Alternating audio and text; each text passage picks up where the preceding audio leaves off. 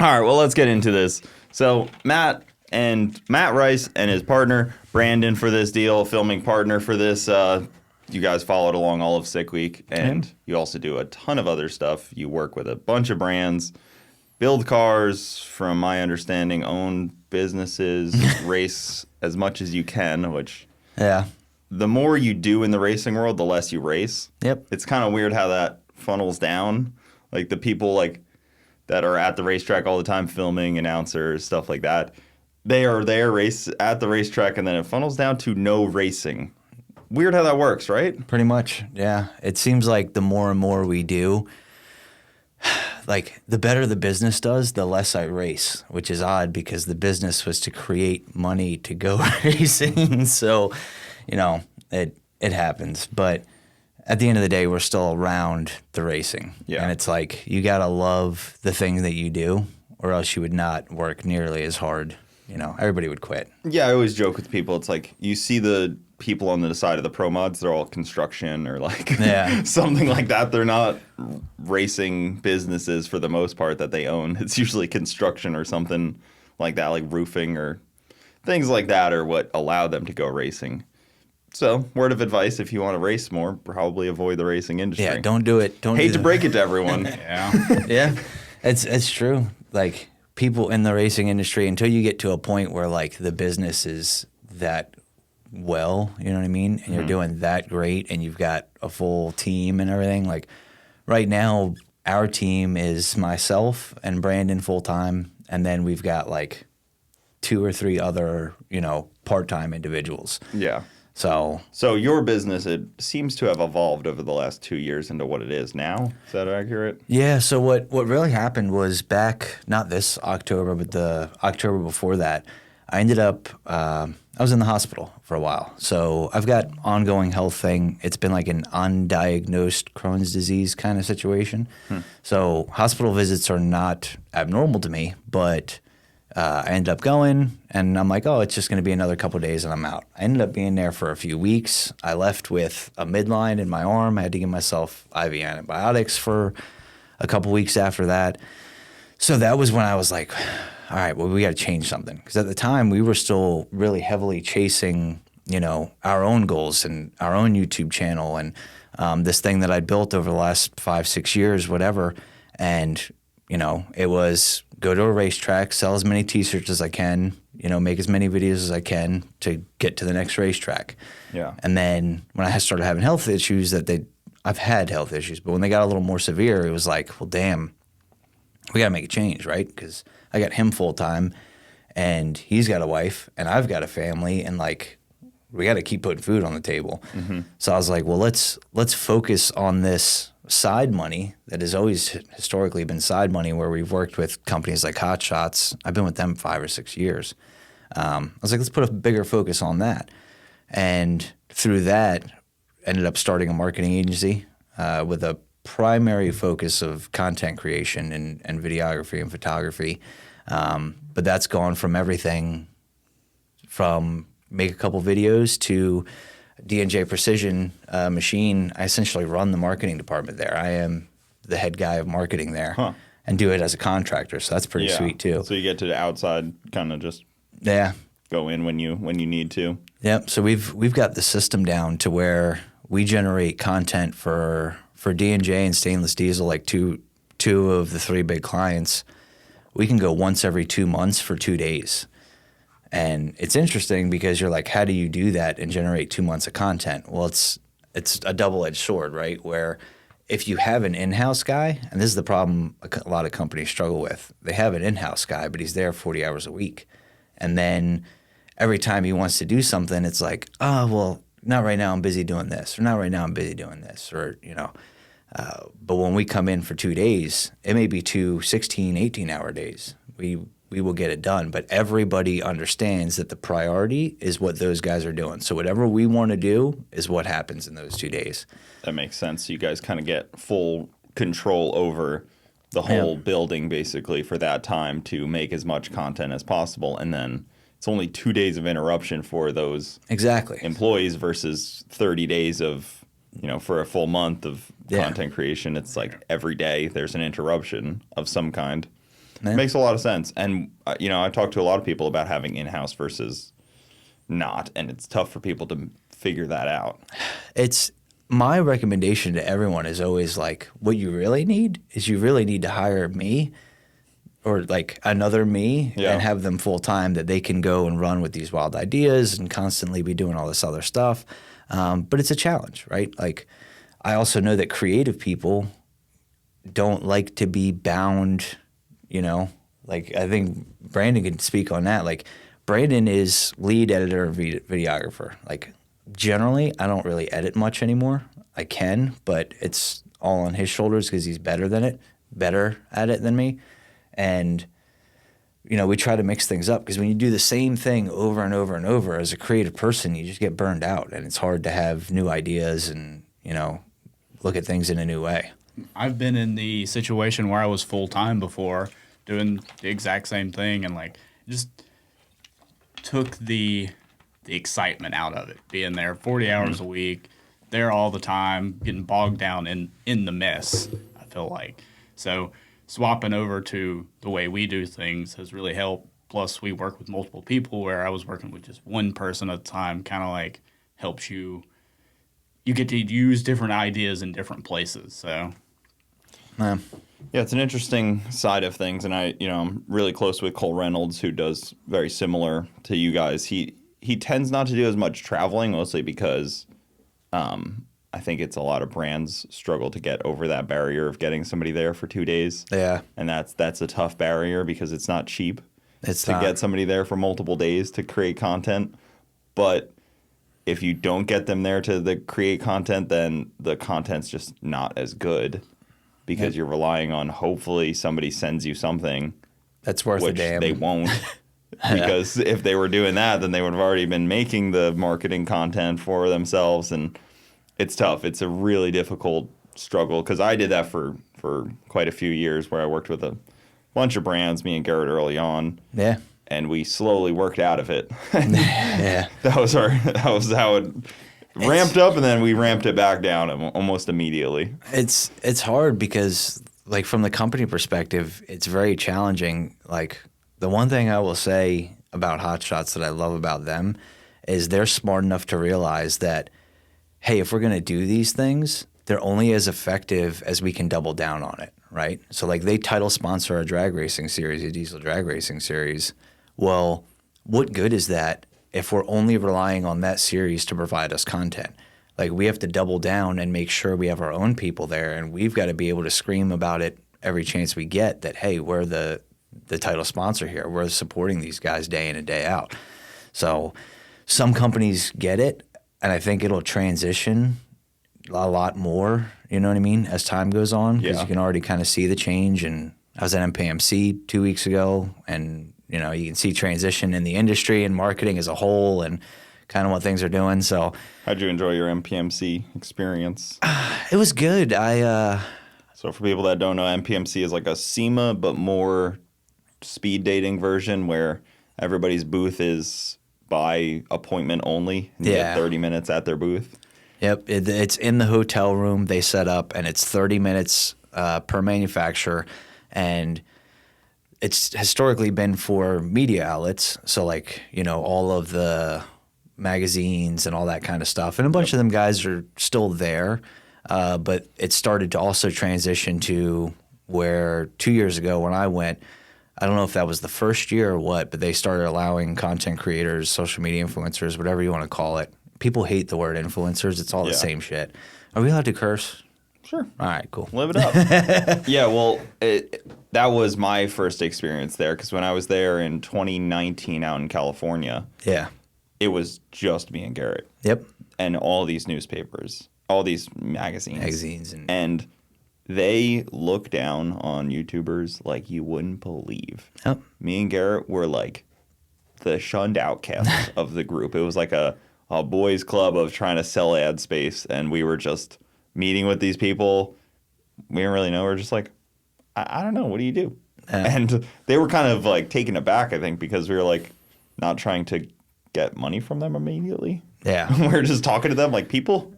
We're about to unload all the secrets. That's like the biggest secret nobody understands is like all that magazine article stuff, like it's all paid for. And it might not be direct, like I didn't pay you to write that article. But when you buy more ad space, you get more articles.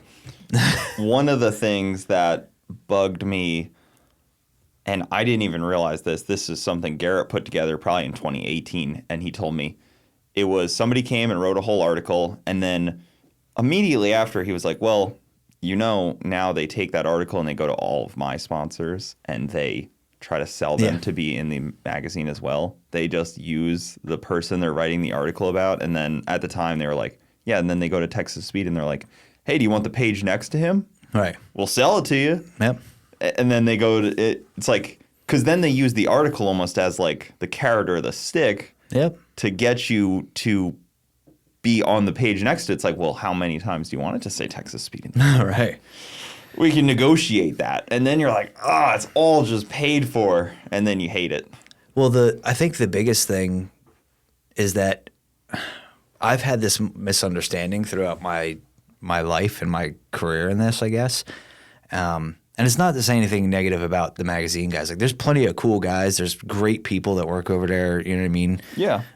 There's been a lot of great relationships out of that. But, like, I used to believe that sometimes things just happened and maybe by chance. Nothing happens by chance. It's all plotted. It's all planned out. Usually some variants of paid for. Like, and even when we talk about content, like, there's individuals that like have created content and you're like, how did they do that? Like, it doesn't make any sense. Like, how did they blow up like that? And well, then you come to find out they hired some overseas experts to come over and create their YouTube channel, and you're like, oh, it makes sense. Yeah. Everything is not what it seems. Right? Like an industry plant in the automotive industry. It is, and then they use it to sell parts. Yeah. So it's like when you start to realize that nothing is what it seems, and it's challenging because, I'm sure a lot of people who listen to your show like are just general automotive fans or, enjoy the industry. So like when you see, it's like the shit about never meet your heroes. Like when you see the inside of sometimes how things work, you're like, oh, it's not what I thought it was. Well, there's people that, are so well respected by viewership, but people in the industry are like, that person sucks, which is crazy to me that there's such a stark difference. And there's so many people like that. And to hear the back end on some of what these people that are, my colleagues, I guess, try to get from these brands or try to say to these brands is crazy sometimes. And you probably hear it on a different end, but I hear people are trying to get trying to shake these brands down, and I guess live it up, get your bag, but like. Here's the thing, and this is why I've been fitting kind of into this space pretty well. Like, I see it from both sides, right? So from like D&J, I run the marketing department. I created the budget. I have goals and, KPIs and tasks that I want to meet. But I also see it from the creator side. And MPMC, I spent most of my week just doing education because brands don't know how to work with creators and creators don't know how to work with brands. There is an absolute incredible opportunity for somebody to middleman that. I don't necessarily know that I want it to be me because I understand the challenges of both sides. But what happens is like, and I'm sure you've gotten it, like I got factor deals and, Clash of Clans, and it comes in an email, they send you a contract and they write a really nice check. Yeah. And it's like, bam, cash that check, do it. So some of these creators that are coming up, they're used to that and they think it works the same way over here. And I'm like, man, our industry is not at that point yet. The problem is they're starting to kind of figure it out. It's the magazine spend. It's the same spend. It's just from here to here. They have the same money. Yeah. It just has to go somewhere else. It just has to be different line item. Yeah. So, companies are like, man, this guy came in and he wanted a bunch of money to do this and we laughed at him. And I'm like, okay, understand, completely respectable. Said, but from the other perspective of knowing that Factor or any of these companies, we just get these checks. Like, you don't see it from their side. They think this is normal. So you guys feel disrespected by something that they think is normal. And then those individuals don't understand that, hey, it doesn't work that way in your industry. Like I've told somebody before, they wanted to do a thing where they did like a recurring thing and blah, blah, blah. And they wanted to, do the ads. And I'm like, okay, what you do, you go get that factor money. You cash that check. Like absolutely nobody would be mad at you. I was like, but the companies that you work with regularly, you don't beat them over the head like that. Like that's not how these relationships and stuff operate. So But you can't burn that bridge. You can burn the factor bridge and then roll on with your life. Right. But like if you burn the bridge with somebody in the auto industry, that's going to suck. Yeah. That's going to hurt long term. Exactly. Like a motion raceworks. If you burn your bridge with them, like they're everywhere. It's going to suck. it makes life difficult for sure. Yeah, like they sponsor events, like they're at tracks, like things like that. It sucks because you need them. Yeah. And yeah, same deal. But yeah, you get the factor money and you call it a day. And sometimes, some time goes on and they send you another one. And you're like, because that's what it is. You got to look at it. Like those are usually like a one and done. And when those emails come in, it's always a third party. It's never directly factor. So like, because I know business, I know that they're third party in, which means they're getting a cut of this, which means I negotiate in a way that says, I know you guys have more money. I'm just going to see how much of it I can take out of your pocket and put into my pocket and go from there. Yeah. You know what I mean? Just so everyone watching knows, I delete every single one of those emails. Do you? Yeah, there's no bullshit ads on this channel, on any of my channels. There's no AG1. There's no Clash of Clans. There's none of that shit. Dude, Clash of Clans once paid me to go live and stream a video game. And I'm like doing it. I'm like, you guys know I make automotive content, right? Now, it's a challenging thing because like the fans, like some of them understand like, hey, by doing this, by going live for a half hour and doing this, it now allows me to get more car parts. It now allows me to get to the next racetrack. So it's like, folks get it. Hey, you're doing the thing you got to do to make this thing work because I've wrestled with it in 2020 when I was early on, 2021. Like I did a couple ads and then I started to just feel like meh about it and kind of frustrated. So I just wrote it off and sucks, but it is what it is. It does, but I think you also probably got to that point where the money coming in from the content itself grew to a point where you felt comfortable with like, hey, I can still push forward on this and I can make what I need to make and, For sure, but I could probably double my money. Yeah. By just doing the ads, and I just refuse to. I won't do it, and it sucks. My wife's mad at me for not doing Definitely. it. Yeah. It's weird because like in my YouTube journey has been off the chain. Yeah, because you have a YouTube journey as well as a creator on the front side of the camera. Yeah. The actual in the lens frame. Yeah. And it's that thing that allowed me to have the marketing agency, right? Like I learned all these things. I was laughing because you got the little sign up about like talking to the mic, have your phone on silent, and kind of the backstory of how I got to sitting in this chair now is 6-7 years ago, something. I used to have an auto repair shop, and I had that for a couple years. I was a firefighter and in the military. Crazy thing. You're a firefighter in the military, or you were in the military then a firefighter? Both. So I was in the National Guard, but I worked full time for the National Guard as a state employee. Okay. So it's a thing you can do. And as a firefighter, we worked like 24 on, 48 off, or 48 on, 72 off. So we had extra time.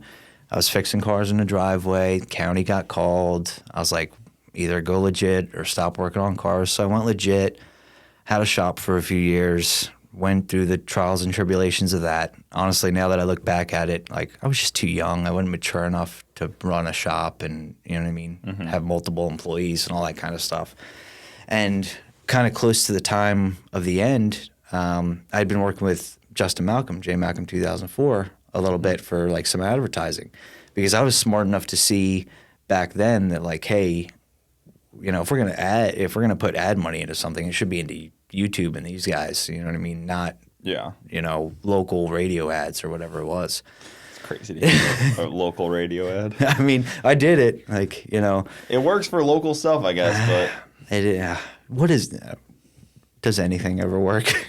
that's true. It seems to work. Yeah.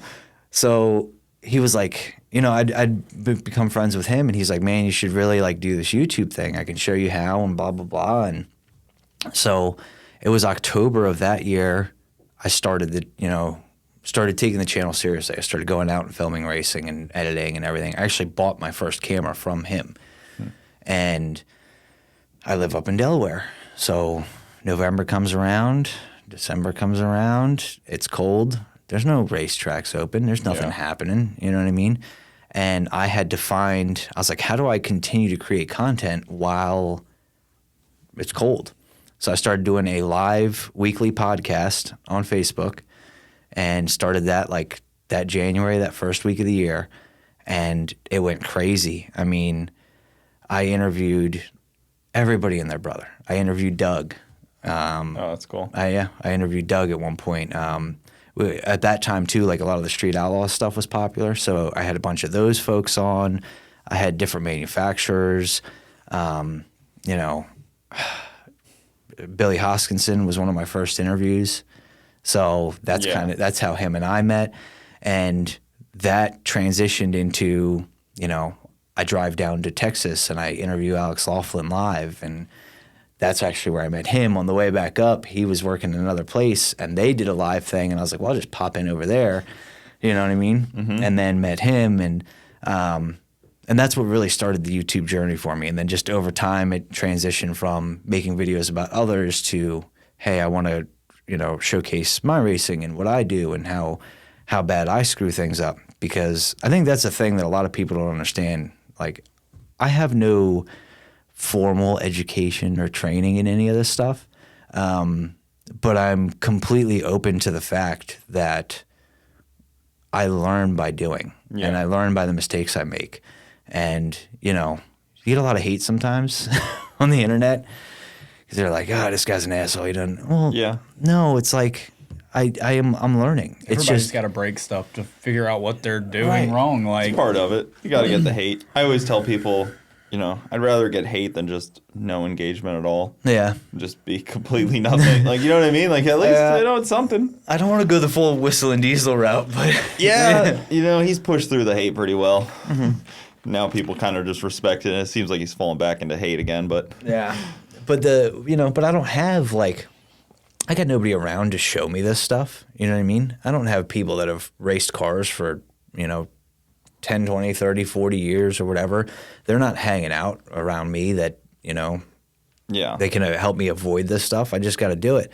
And I think that I was able to do that because I've got no fear of failure, right? I've failed at way more stuff than I've ever succeeded at, but I was willing to do it publicly.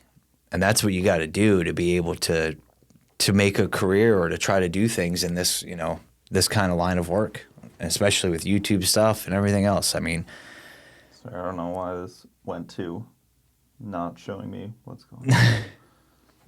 Remember them technology problems we talked about? Yeah. Mm-hmm. Well, it's still going, but it's just not showing me anything. So any levels? Yeah, it switched to like a...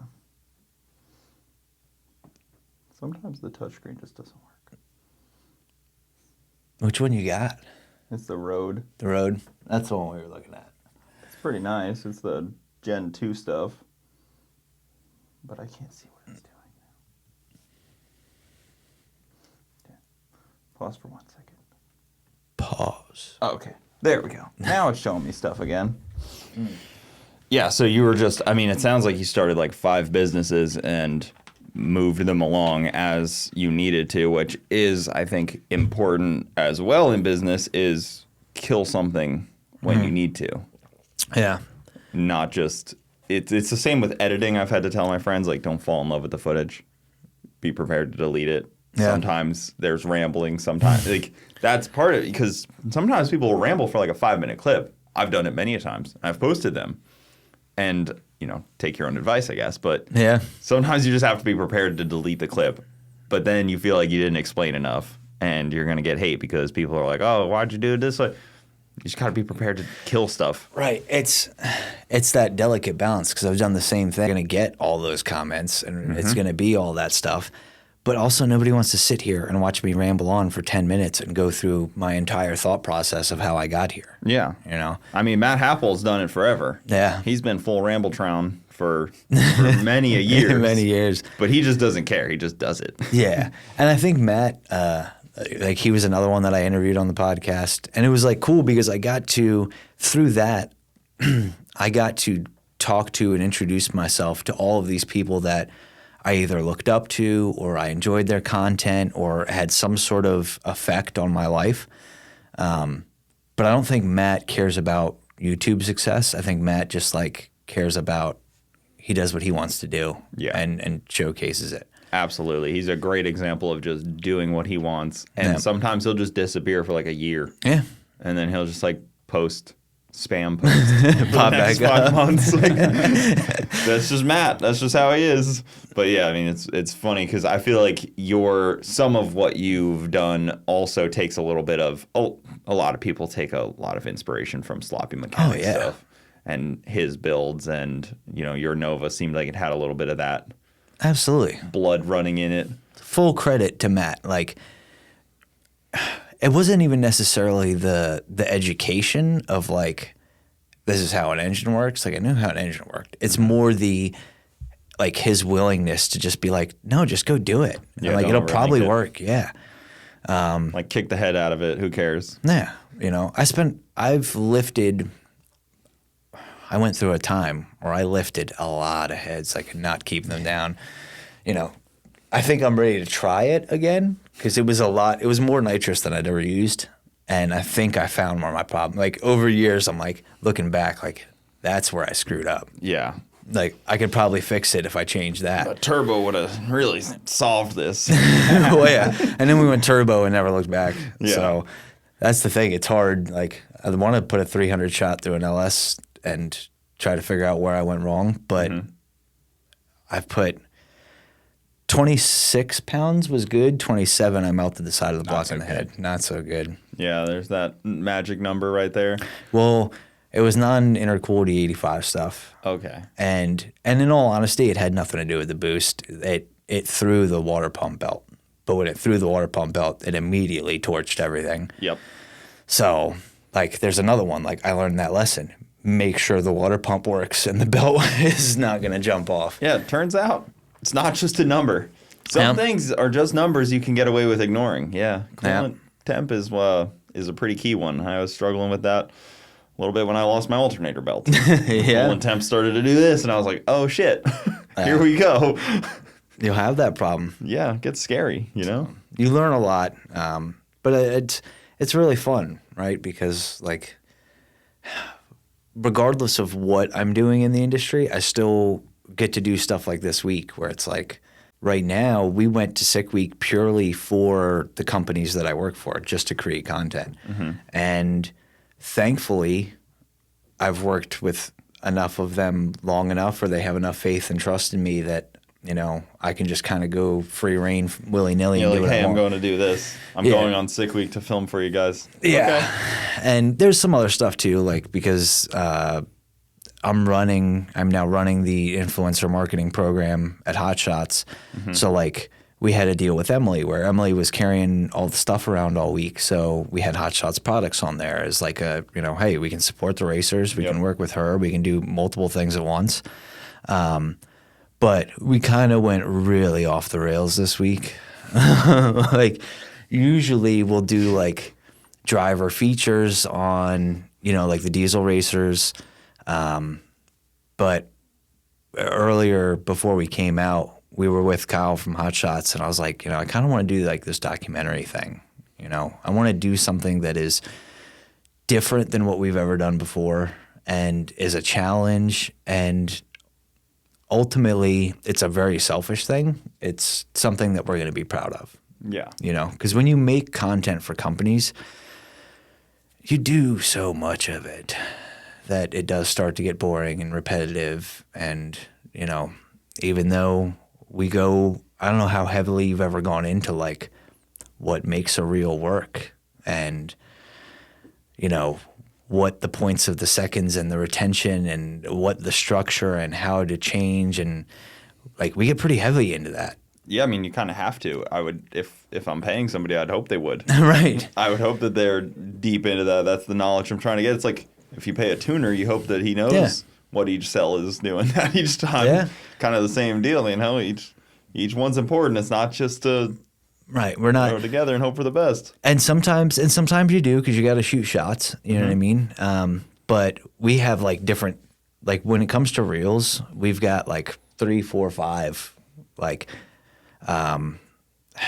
we call one me versus me. You know, we've got me versus me. We've got hook and deliver, and we've got like all these little, you know, strategized, hey, this is how this works. And then we plug companies into them, and then we see what works best for their audience and double down on what worked. So, like, that's really cool. And it's cool to have that kind of knowledge and passion and, you know, willingness to go that route. But then this week it was more like, let's do something that we want to do. And, you know, one of the things that everybody will notice is the entire video is going to, well, maybe not the entire video, but the majority of the video was shot with an anamorphic lens, which, do you know anything about those? Nope. I have an iPhone. Okay. That is So- my equipment depth. An anamorphic lens, you know when you watch movies and it's like really wide and they've got like the black line on the top and bottom? Yeah. And a lot of people will do that. And we've all done it. We've had the top black and bottom line like in a video to make it appear that way. This lens shoots that way. It shoots ultra wide, and it does not fill the top and bottom of the screen. It's got those YouTube black allows you bars. to post like that now too, I believe. Yeah. Which is cool. It allows different, you know, sizing. Different sizing and formats. So like that is a lens that you should absolutely never use for drag racing. It's meant for like high-end movie production kind of stuff. And I bought one because we're like, at the core of this, like I'm still a camera nerd, you know what I mean, and a content nerd. Yeah. Like Brandon very much so. I just want to make things that look cool. Yeah, you know? like we want to make beautiful things. Yeah, I could tell by some of the footage you sent me that it's very, like even the color balancing and stuff like that, where, you know, I'm really close with Project Prime, and I've Yeah. always respected how he does like color balancing and simple things that make a video like 10x better. Yep. That I'm just like not good at. Well, and that's the thing, because to do those kinds of things, you got one of two choices. You bury yourself in it, and then it takes hours and hours and hours and hours to edit the same video that could have taken you a lot less time. Or you do that enough that eventually you get really good at it, and it takes less time, you know, just through practice. Yeah. So like this thing, I challenged him this weekend. I was like, how about this? We just got the FX3. I've got this anamorphic lens. Now, the thing about the anamorphic lens is it's entirely manual focus. So there is no autofocus. You have to set it every step of the way. And I was like, how about you film the entire week with the FX3 and the anamorphic? And at first he was like, Yeah, we should probably not do that if we want to get like usable content. And I was like, actually, if that's the only thing I've got to focus on, it'd probably be Well, it's such fine. a risk. Yeah, It is. because if you miss it, you miss it. Like Yeah, that's it. it happens. It's over. You can't. All right, let's run this again. Right. Look at it. Got our second take. yep. And that's the problem with racing, is there is no second take, right? Yeah. Like the interviews we can redo if we screw up, but Or you can delete it. Yeah. You know what I mean? You don't even Yeah. have to include it if like one was bad. Yep. Like one didn't come out right. But But- a pass. we need to pass. It happened. So we came up with the plan of, okay, well, we'll do that as long as I take the other camera and back up everything. So in case he doesn't get it, or in case this project is an utter failure, like we've at least got it with the other camera that's in focus for the most part, or whatever. But then through the week, as we started to kind of take a look at the footage, like everything that you've gotten, he can't even really see.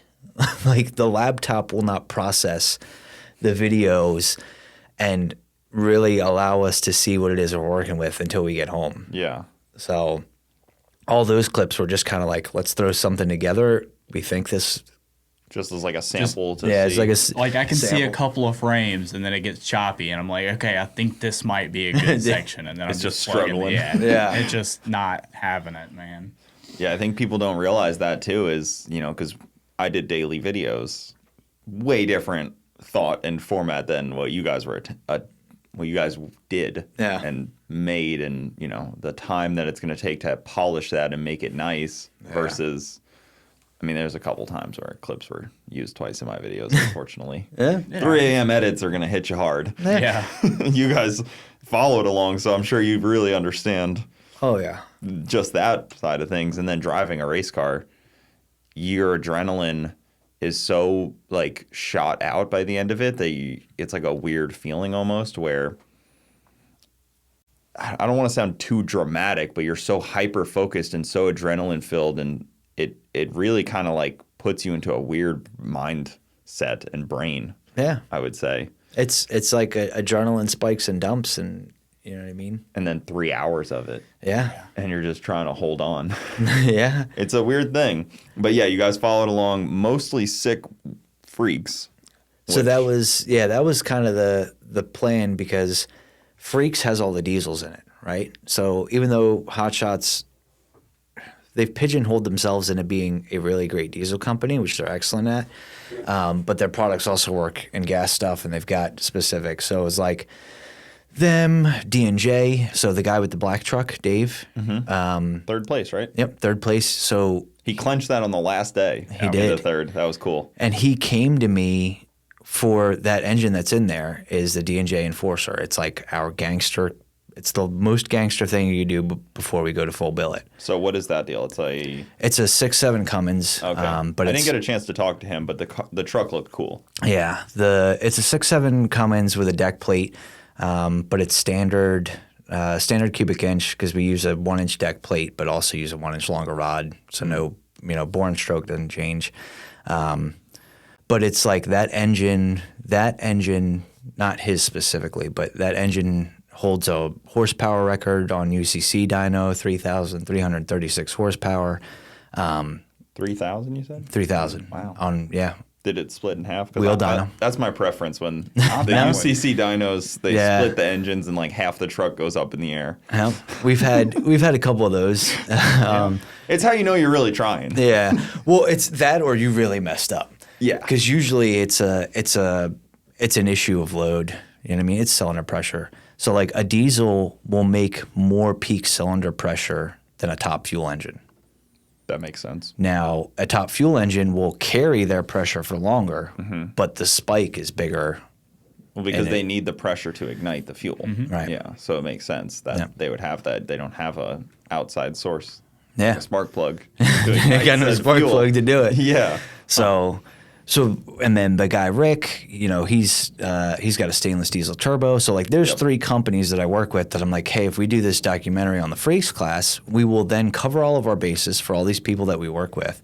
But then it will also allow us to tell the stories, because the Freaks class is cool. Like, there's a bunch of random shit in there. Yep. Wyatt was there for a little while in his diesel. Yep, Wyatt was there. And then Jesse Harris with his C10 diesel, he ended up going out first day.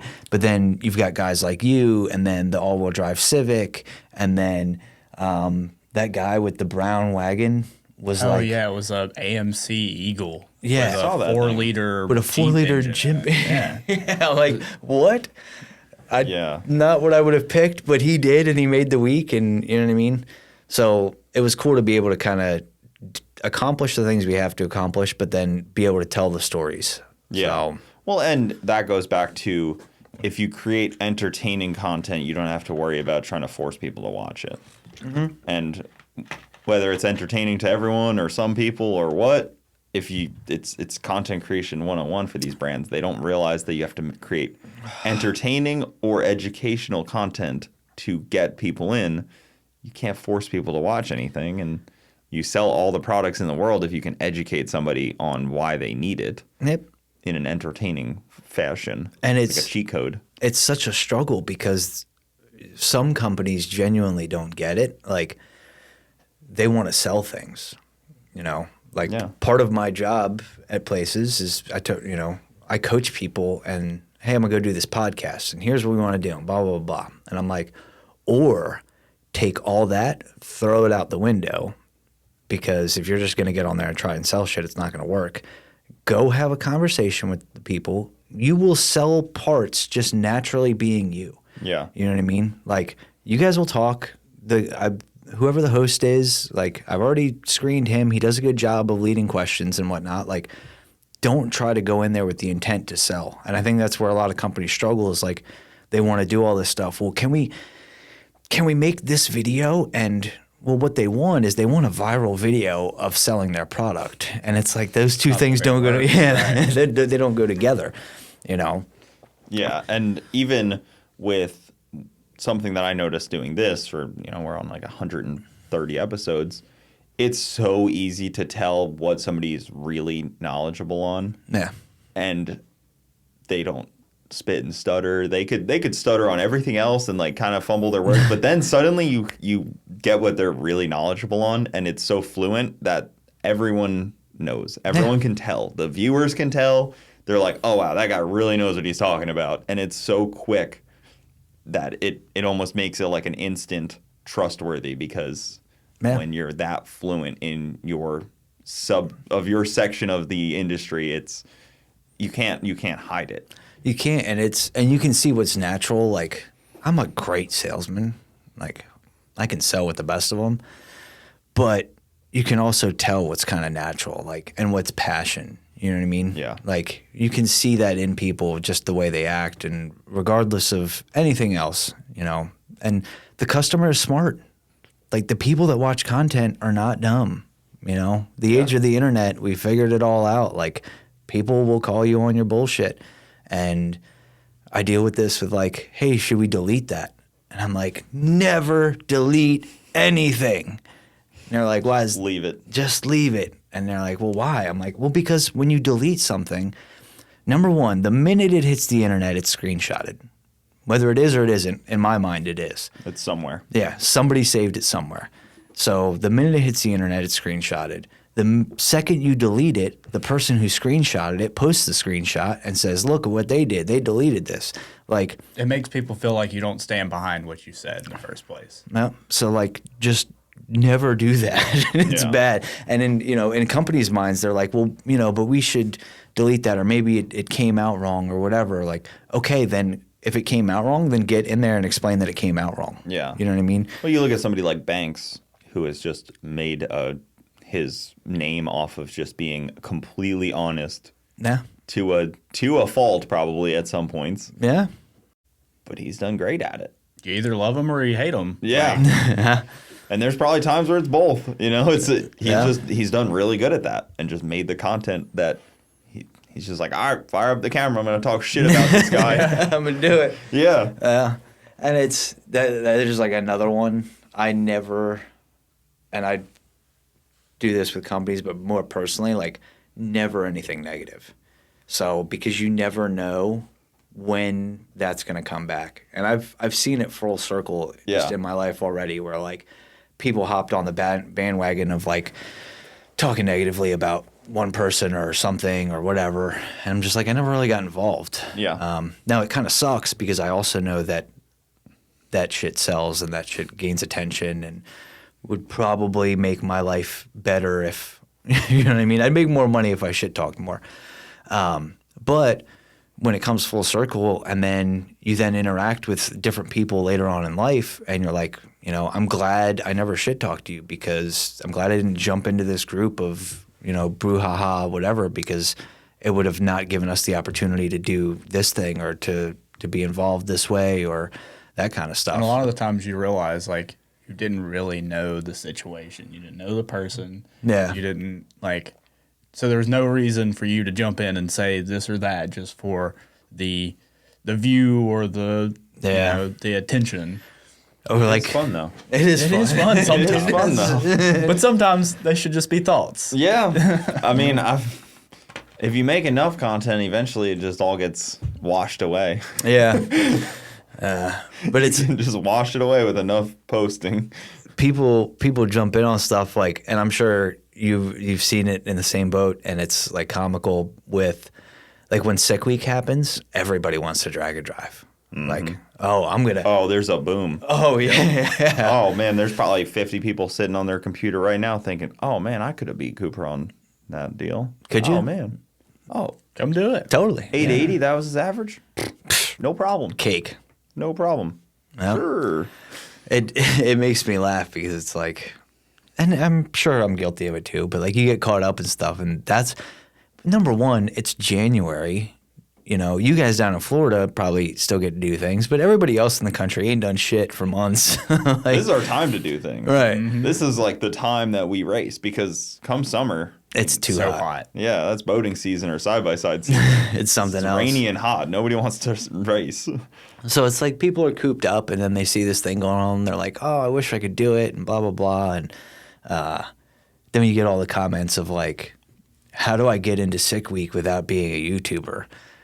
Well, actually, it has no difference whatsoever. Like last year, I got into sick week because I filled out the expression of interest. When they sent out the thing an hour early, I had my credit card ready. I checked out by like whatever it was. If it was 8 o'clock, by like 8:02, I was checked out because Yeah. by 8:04 it was sold out. I think honestly, we're gonna fall into a World Cup style where you You have to submit. submit your time slip and your car, and then they approve you. I know it sucks, but like if they're trying to make the best show possible for the viewership, that's really the only way to have any say over it. Yeah, But but that's how World Cup works. You got to prove that yeah, you fit. I and could build the see that. classes. I could see that only if, like DYO stuff. I mean, those guys are paying the bills. You know, when you've got 150 DYO racers, whether it be pro or regular, like, are we gonna find 150 people to fill in freaks and heavy metal and all the other classes that are like Might way? be surprised. You think so? I don't know what the wait list looked like this year. How many people were waiting to get in? Yeah, I don't know. I mean, 380 cars is a lot. yeah. After day one, there was probably 340, but still, that's a lot of cars to get down the track in one day. It'd probably be a good idea for them to have like a specific amount of cars that they want in a class. Yeah. You like say if you want DYO to still be a thing there, instead of there being 150 of them between the two classes or whatever there were. Yeah, I have no you idea. You just set like There a was a lot. number. Yeah, there was but it's the definitely a lot of largest them. classes. Yeah, for sure. Yeah, C and D are the largest groups. Yeah. Of people for sure. But again, was there somebody in that would have been running 750s that was waiting on the waiting list? Was there 50 people? Who knows? Yeah. Thankfully, I don't have to make those decisions. Yeah. Thankfully, I can just speculate on what that's going to look like. It is. I don't know. I mean, I could see them trying to do that kind of like World Cup thing. I will say the fairness of like, hey, we put it out and you got to be on there and it sells out. Like, I get that. That's cool. But then it could just end up being a bunch of 10-second cars only. Right. Yeah. Then how do you have any say over it being a fast class?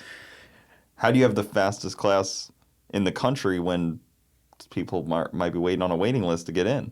Well, How can you say this is the baddest drag and drive cars in the country? because those guys don't wait. But then, And I'm fine with that. Again, Yeah. like I've been in the D class, and I get it. I was in the D class, and I'm like, I get it. I'm the first to be cut. yeah, Just how it is. it is. And it's, I think people have this misconception of like, well, it's unfair. You know, it's unfair that they get to do this, or it's unfair that they get to whatever. Well, Tom's also running a business, right? Like these events have to make money, or they have to at least pay for themselves. Like we're not going to keep doing all of this to not make money. Yeah. It's too much work. It's unfair that I don't play in the NBA or NFL. Right. Sucks. So like You know what I mean? Right? you have to do things to make sure your event is going to be successful. And if that includes, you know, having the fastest cars there, having the ability to have different people with different followings there, and like it's business, you know. People get Your goal is to sell tickets, spectator tickets, and get people to watch the live feed. They don't care about a 12, 14 second No. car going down the track, unfortunately. Like, well, they do if the right person's driving it. you're right. You're right. So there's that too, Right. you know. Yeah. Exactly, but if you're trying to make the best show of all time, you can't just leave it up to chance. Right. You can't just be like, roll the dice and whoever gets in, gets in. This will be a great show. People will watch it live. They don't do that at World Series of Pro Mod. Those are invite only. Yeah. Yeah. And then you still pay. Yeah. So it's like, it's tough. And I understand. And I'm not trying to hate on the guys that are slower. I've been there. But I get it. Also, there's a reason there's not 10-second cars at World Cup. Yeah. Because it's the best show of all time. Do you think that's the intent? Like, Tom is like, this is going to, I mean, he was at MPMC and he was on stage talking about, I guarantee you we are going to be the first ones with a 5-second average. Like, he's like, put money on it. Sick, my events will be the one that has the first 5-second average. He will, for sure. Yeah. He will have the first 5-second average. I mean, it might be Brett LaSala on a small tire, which would be cool. Fell for him. Probably the baddest man in Dragon Drive for sure. Absolutely. Or, I mean, Tom might do it. I'm a little hard pressed to see it happen because I haven't seen the results quite yet from that deal. It should be able to do it, but I think it'll take a lot more effort than he's stretched too thin to currently put that effort into the car, I would say, and not by anything of like he's not good enough or the team's not good enough. He's just stretched so thin with the event itself that it might be hard to make it that car. Well, it goes like even at MPMC, we're like, what are you doing here? Like, shouldn't you be doing something else? Like, and he's like, no, like the team, I got a great team. They're handling everything, blah, blah, blah. So like event-wise, I think he felt pretty comfortable about not being there. He seems really good at delegating. When he doesn't want to do something, seems to just like toss it off. And the event runs smoothly because of it, probably. Yeah, that's huge in business. Yep. One person can't do everything all the time, so. Yeah. No, he seems like he gets great at that. Like, let me see what this is doing. All right, yeah. It keeps like reverting back to like a home screen. That's stupid. Screw that. Yeah. But yeah, I mean, they ran that event so well. And I've been to quite a few Dragon Drives. And what Doug said to me was like, Tom is not afraid to just push all the chips back into the table. Yeah. And then, roll all of the money he just made into this event to making the next event better. And a lot of people are like, well, let me keep some of those chips just in case. Yeah. He's just like, all right, put it back on black. Roll it again. Well, and that's the thing. You have to be in a position where whatever you're doing, like whatever your other businesses are, whatever is going on, that like you can be comfortable with just putting it all back in and letting it come out, Like any good business, standard business stuff is like first 3 to 5 years, everything should be reinvested. Like you should not take money out. But who can run a business for 3 to 5 years and not pay their bills and feed themselves? You know what I mean? And the risk and like and then sometimes it doesn't work. Yeah, it was lucky that it was Dragon Drive and there was a waiting list of people year 1, and now we're on year 4? Yeah. That was year 4, I think. And now there's probably 200 people, I would guess, at least on the waiting list. Oh, I'm sure. I'm on the waiting list. So he's fine. Like, there's plenty of people waiting to get $550 for that ticket. But you can only run so many cars. And then the other thing, like what he's doing, I don't know how this thing is going to work out with like the NMRA thing that he's taken over or whatever. Yep. But we had a lot of conversation about that at MPMC, like between the different companies. So, because we talk about trends and what's going on, and like, a lot of my racing for the last few years has been primarily no prep. It's all no prep, street stuff, whatever. Yeah. Now, part of that comes from a place of like, so I tell this story or this like line, like nothing. I'm consistently chasing the feeling of what it's like to be shot at. So like when I was in Iraq, I had instances and whatever, and that is such an adrenaline rush that like you then spend the rest of your life trying to find that adrenaline rush. Well, I can find it doing really stupid shit on the street. You know what I mean? Yeah. Like that's kind of how it compares. But that sector of racing, I mean, all racing is the same. There's always trends and up and downs. I think no prep had a really good long run. I would say it's definitely on the decline. Yeah, I think once you started seeing, X275 cars Yeah. go to the street, and then people that screamed outlaw no prep suddenly screamed, well, now we need rules. Yeah. I think that's what kind of did it, because the outlaw no prep guys all of a sudden got ran over, and then they're like, well, maybe I'm not an outlaw. Yeah. Yeah. Maybe that X275 car on a floppy tire, Hoosier, is more of an outlaw than me. I think we need rules. We need rules, and then you know what? And then you have tech on the street. Oh, yeah. And then you have like, rule tech on the street. They will. People have measured tires on the street. Like seen it happen. It does happen. I get it. It's just that's where it becomes the haziness of like, all right, well, I guess, what do we do? Yeah. But I think a big part of it too is that it used to be really accessible to the common man, right? Mm-hmm. So that's why it gained popularity so quick. Is all these small no prep events. Like we used to go all across the country, and there was a time when it really was anybody's race. Like you could show up, get in 32, 64 car fields, and it was anybody's shot. 6-second, 8-mile cars won all the time. Like, Right. That was like fast on the street for Yeah. a long time. And then you'd hear like, oh, somebody's in the mid fives. Yeah. Oh That my Joey God. Heichel out there. Yeah, Joey's. That's a bad man. So, over time, what I like to equate, I think happened is, money got involved, the payouts got higher, and then money got involved. Yeah. And then it kind of kicked the common man out. And it's not to say that, people who don't work hard don't get rewarded. Like, if you work hard, you can be good. Mm-hmm. The problem is that no matter how hard I work, my 5.3 LS is never going to outpower a twin turbo big block. Yep. People, it drives me up a wall because they're like, well, but the surface, like you don't get it. A 6-second car versus a 480 car, the 480 car can spin 6 times and still drive right around a 6-second car. Like it's not as big of an equalizer as everybody's making it out to be. Yeah, and then once there's big money to win, Right. kind of just becomes that deal. That's the funny thing about Sick Week, though. You know how much money every class won? $0. $0. I don't know if anybody realizes that. Yeah. I left with $0 from winning my class. I get it. I knew what I signed up for. Yeah. It is what it is. But then you look at stuff like with what Tom's doing, that he's doing the one at the Rock, and they're paying $5,000 for 860. Yeah. And it's like, well, that's appealing because you can't outspend 860. Well, it's also $860. So Right. you could show up with a $250,000 Right. pro mod, but it doesn't matter. Doesn't matter because because you can only go 860. we're all doing the same thing. You just spent a lot more to do it.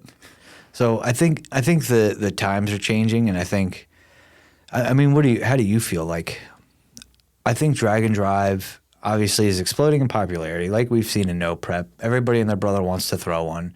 Mm-hmm. But just like no prep, there's the good ones, and then there's just some side ones and whatever. Like, Well, I think that is a good thing. I think people should throw drag and drives, and you almost need feeder events yeah, because nobody's first drag and drive should be Sick Week, realistically. You should go do, the one in North Carolina, the Street and Yeet, or go up to Six Summer maybe even, or I think there's another one in Michigan. There's like 50 there's of them. a bunch of different ones. You know what I mean? You can do one of those and try your hand at it, and Sick Week maybe be like the crowning jewel in a way of drag and drives. Yeah. And then again, like I'm saying, like you qualify by using another drag and drive almost, or at least some qualifying way to make it the best show ever. And I feel like I'm being very like, what did they call that? Where it's like keeping people out. Yeah. Which is not my goal. My goal is the best possible show and the best possible event, because when the fans sit down in the stands, they should be able to really love what they're watching the whole time through. And that's another thing. There are fans. Yes. Tuesday, middle of the day at a racetrack, there are fans there. And oftentimes a lot more than what you would think. Like, so people are taking off work to come and watch this show. And that's something I talked to him about this week earlier, was like, we forget that we're so deep into this world that like we forget that people are fans of this thing. Like, people want to take off work to come see this thing that's happening and to come see these people that are there.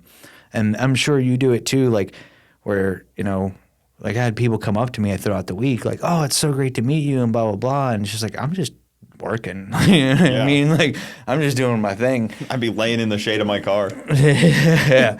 People are like surprised that I'm sitting here. I'm like, yeah, I'm doing. Right. I'm really here. There's really a nothing else normal going on. I'm doing the tires. So, you know, people are fans of this thing, and they're spending their hard-earned money to watch it, you know, and them Freedom Plus guys are off the chain. Yeah, Like, hard. They were smart enough. We always talked about, like, those drone guys because how they follow drifting and stuff. Yeah. Like, and then somebody at Freedom Plus was smart enough to get those guys to go follow drag racing. Max, who drives that drone, is a badass. Oh, yeah. He landed it in the yeah. in the race rebuild repeat R3 car. He landed it in the back of the wagon. I just saw like the big screen up there. I was like, did he just crash? And he was like, no, he was trying to do that. And I was like, okay. I was like, man, I would have hated to be hit by that drone. Yeah. He didn't have a race suit on. I feel like that thing lost more parts over the week. Like, just every piece came off of it through the week. And I was like, every time I looked back, there was like another door missing or something. And then the last day, they didn't let him run it because it was missing too many pieces. Too many. They were like, it's like a Jeep. And they were like, yeah, we tech a Jeep like that, not without the doors. So yeah, they kicked him out. It still has to have doors to run down the track, guys. Yeah, that was funny. But yeah, things like that, you know, it's not the fastest car, but the fans probably liked it. So how do you qualify that? Right. It's the same. I mean, he don't give a shit, but just like Garrett right now is catching hell on the internet because how come these guys got to do all this thing and the 7500 and how are they teched and blah blah blah blah blah and like, and it's like, well, I mean, look at what happened here. Like, look at what's actually happening. They're providing entertainment for this thing. Yeah, like he did oil the track down day one. You'll have that. It happens. He kind of forced Tom Bailey to get a $7,500 car because he oiled down the track and Tom Bailey didn't get a second pass in his race. Weird how that works, right? It's crazy. But no, I mean, it was cool. The fans loved that kind of thing. They probably loved that more than what the assumption would be what they should like. Yeah. You should like this, but you don't. And that's the struggle with content creation in a whole is it's hard to know what people are going to like. It is. And how have you dealt with that? Because, you know, you're running two separate channels here. I just do what I like. And just been sending it. Yeah, I just do what I like. And then, you know, eventually maybe it'll find the audience that likes it too. Kind of just, you know, keep pushing on with the same direction because if I don't do what I like, then what's the point? Yeah. I might as well just go do something else. Yeah. I've had that. It's easier money to be made in this world. There is. Oh my God, there is. For any of you who's watching or listening, find something that you can sell and you can make way more money. Yeah. Like, exactly. Than anything else. So I just do what I enjoy and then I get free time to spend with my child. That's the goal. That's huge. Really the goal is to spend time with the 1-year-old child and not be living on the street. Yeah. It's the challenge that I face currently. I got 2 kids at home, and it's like right now, like talk about how people don't travel. We travel a lot. Yeah. Because that's how I make money. Like, if I could find a way to not travel and still make the money, of course I would do it. Yeah. You know what I mean? Well, Kyle Loftus was telling me, he's like, I've started to really hate traveling. Yeah. And Kyle Loftus, I mean, he was like the guy for years. He was the guy on drag coverage. Yep. Now it's super diluted. But you can still. see it. You can see it because we just saw it in the video. Like, you know, like Fred has kind of stepped up, you know, and taken that front man role. At least from what the video. I mean, when you're there, we see Kyle still doing everything. But Well, I think they've had to change that too because YouTube's different. You need almost like personalities filming versus just have video. Yeah. Like you need an actual personality. Yeah, it used to be just make a nice video of the race and that could get by. But like you got to put people on camera. You got to have that human interaction. Because they can tune in to watch racing in a lot of other places. You're Yeah. now competing on a different plane. You got to entertain them alongside of it. And the interviews have always been good with 1320. Yeah. But it's part of it, and it's an evolving thing. We're almost talking like it has to be more like a Hoonigan, where the people are like the stars and they're filming the racing. Yeah. Not the racing is the star, and then there's people commentating on it, which is an interesting like Dynamic. difference. And even like, when I think about early on people, it's like TRC, Javier. He's like an early on filming YouTube stuff too. I guess when I was coming up, those were the ones that I was looking at. Yeah. You were probably seeing similar things. Yeah. We used to, like, we talk about all the time, like me and my boys watching Beater Bomb 10, 15 years ago. Yeah. Like, man, we need an LS swap something because he's the man and he's doing so awesome. And, everybody's dream until Mustangs became really super just not fun. There's a word I want to use, but yeah. It's cool seeing the newer ones though, like, again, like La Sala and Jim and those guys in the new body style stuff. Well, if you And they build got more wheelbase. if you build a car to that level, it doesn't matter what you start with. Yeah. You know what I mean? If you just skin the roof Right. and then build something under it, it's like a no prep king car, Yeah. but stock wheelbase. Stock wheelbase stuff. Yeah. But everybody wanted, like, we all wanted notchback Mustangs that were LS swapped. You know what I mean? Because we saw Joey doing it, and that was the coolest shit ever. Yeah. So, Or like a Fairmont. Or- Because we all saw Matt Apple with a Fairmont yeah, telling you how easy it was. it's so easy. Yeah. You just do this. Even Garrett, I was laughing because he had the sloppy mechanics trans brake setup Yeah. in his car on his drag and drive El Camino. Yeah. But it worked, right? Yeah. So we were talking a little bit about the Freaks class, and again, like, do you see that weird, like, where do you see it going next year? Because they always change rules every year. I don't expect them not to. I don't expect them to live like that forever. Will they tighten up? Will they loosen up? I don't expect a rule change yet. What's going to happen is the cars are going to come first. So it's going to be pro mods with weird engines. And then they're going to be like, hold on a second, we got to reel this back in. Yeah. Because I can tell you, like, you're a couple bars away from 750, and if you were in that position this week, there would have been nobody close. Yeah, we've had a whole second on the field. Yep. Now, Wyatt teched well enough too. And then the guy with the Grand National. Grand National. A real GNX. A real GNX, yep. He teched, but neither one of those unfortunately made it. But it's going to become just the wildest crap ever with a strange engine in it. Like, to the point where my guy with the black truck, like, I offered him a car. I was like, hey, I have this car. If you are serious about, like, you want to go faster, Yeah.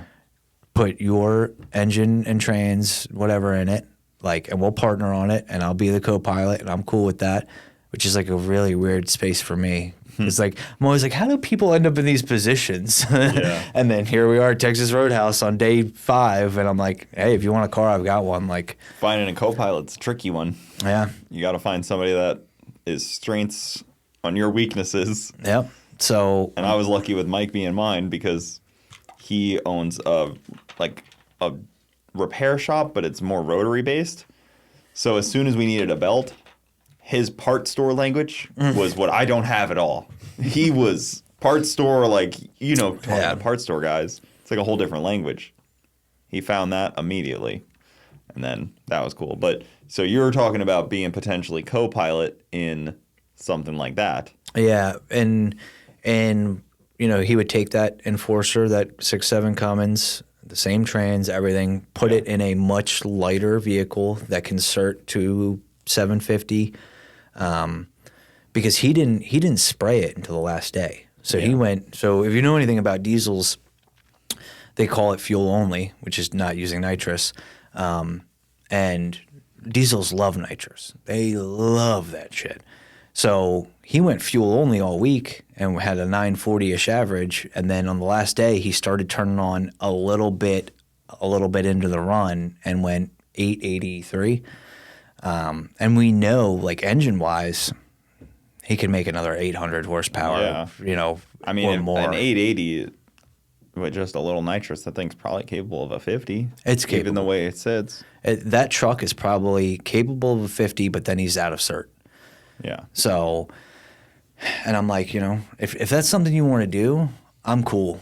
You know what I mean? I'd be cool to do that. And I think that what will happen is eventually you'll get the fiberglass front end, fiberglass door, fiberglass everything, super purpose-built cars Yeah. with a strange engine. Well, some of that's already outlawed in the class. Is it? Some of the lightweight stuff's already outlawed, but some of the stuff that I think should be added is like factory firewall.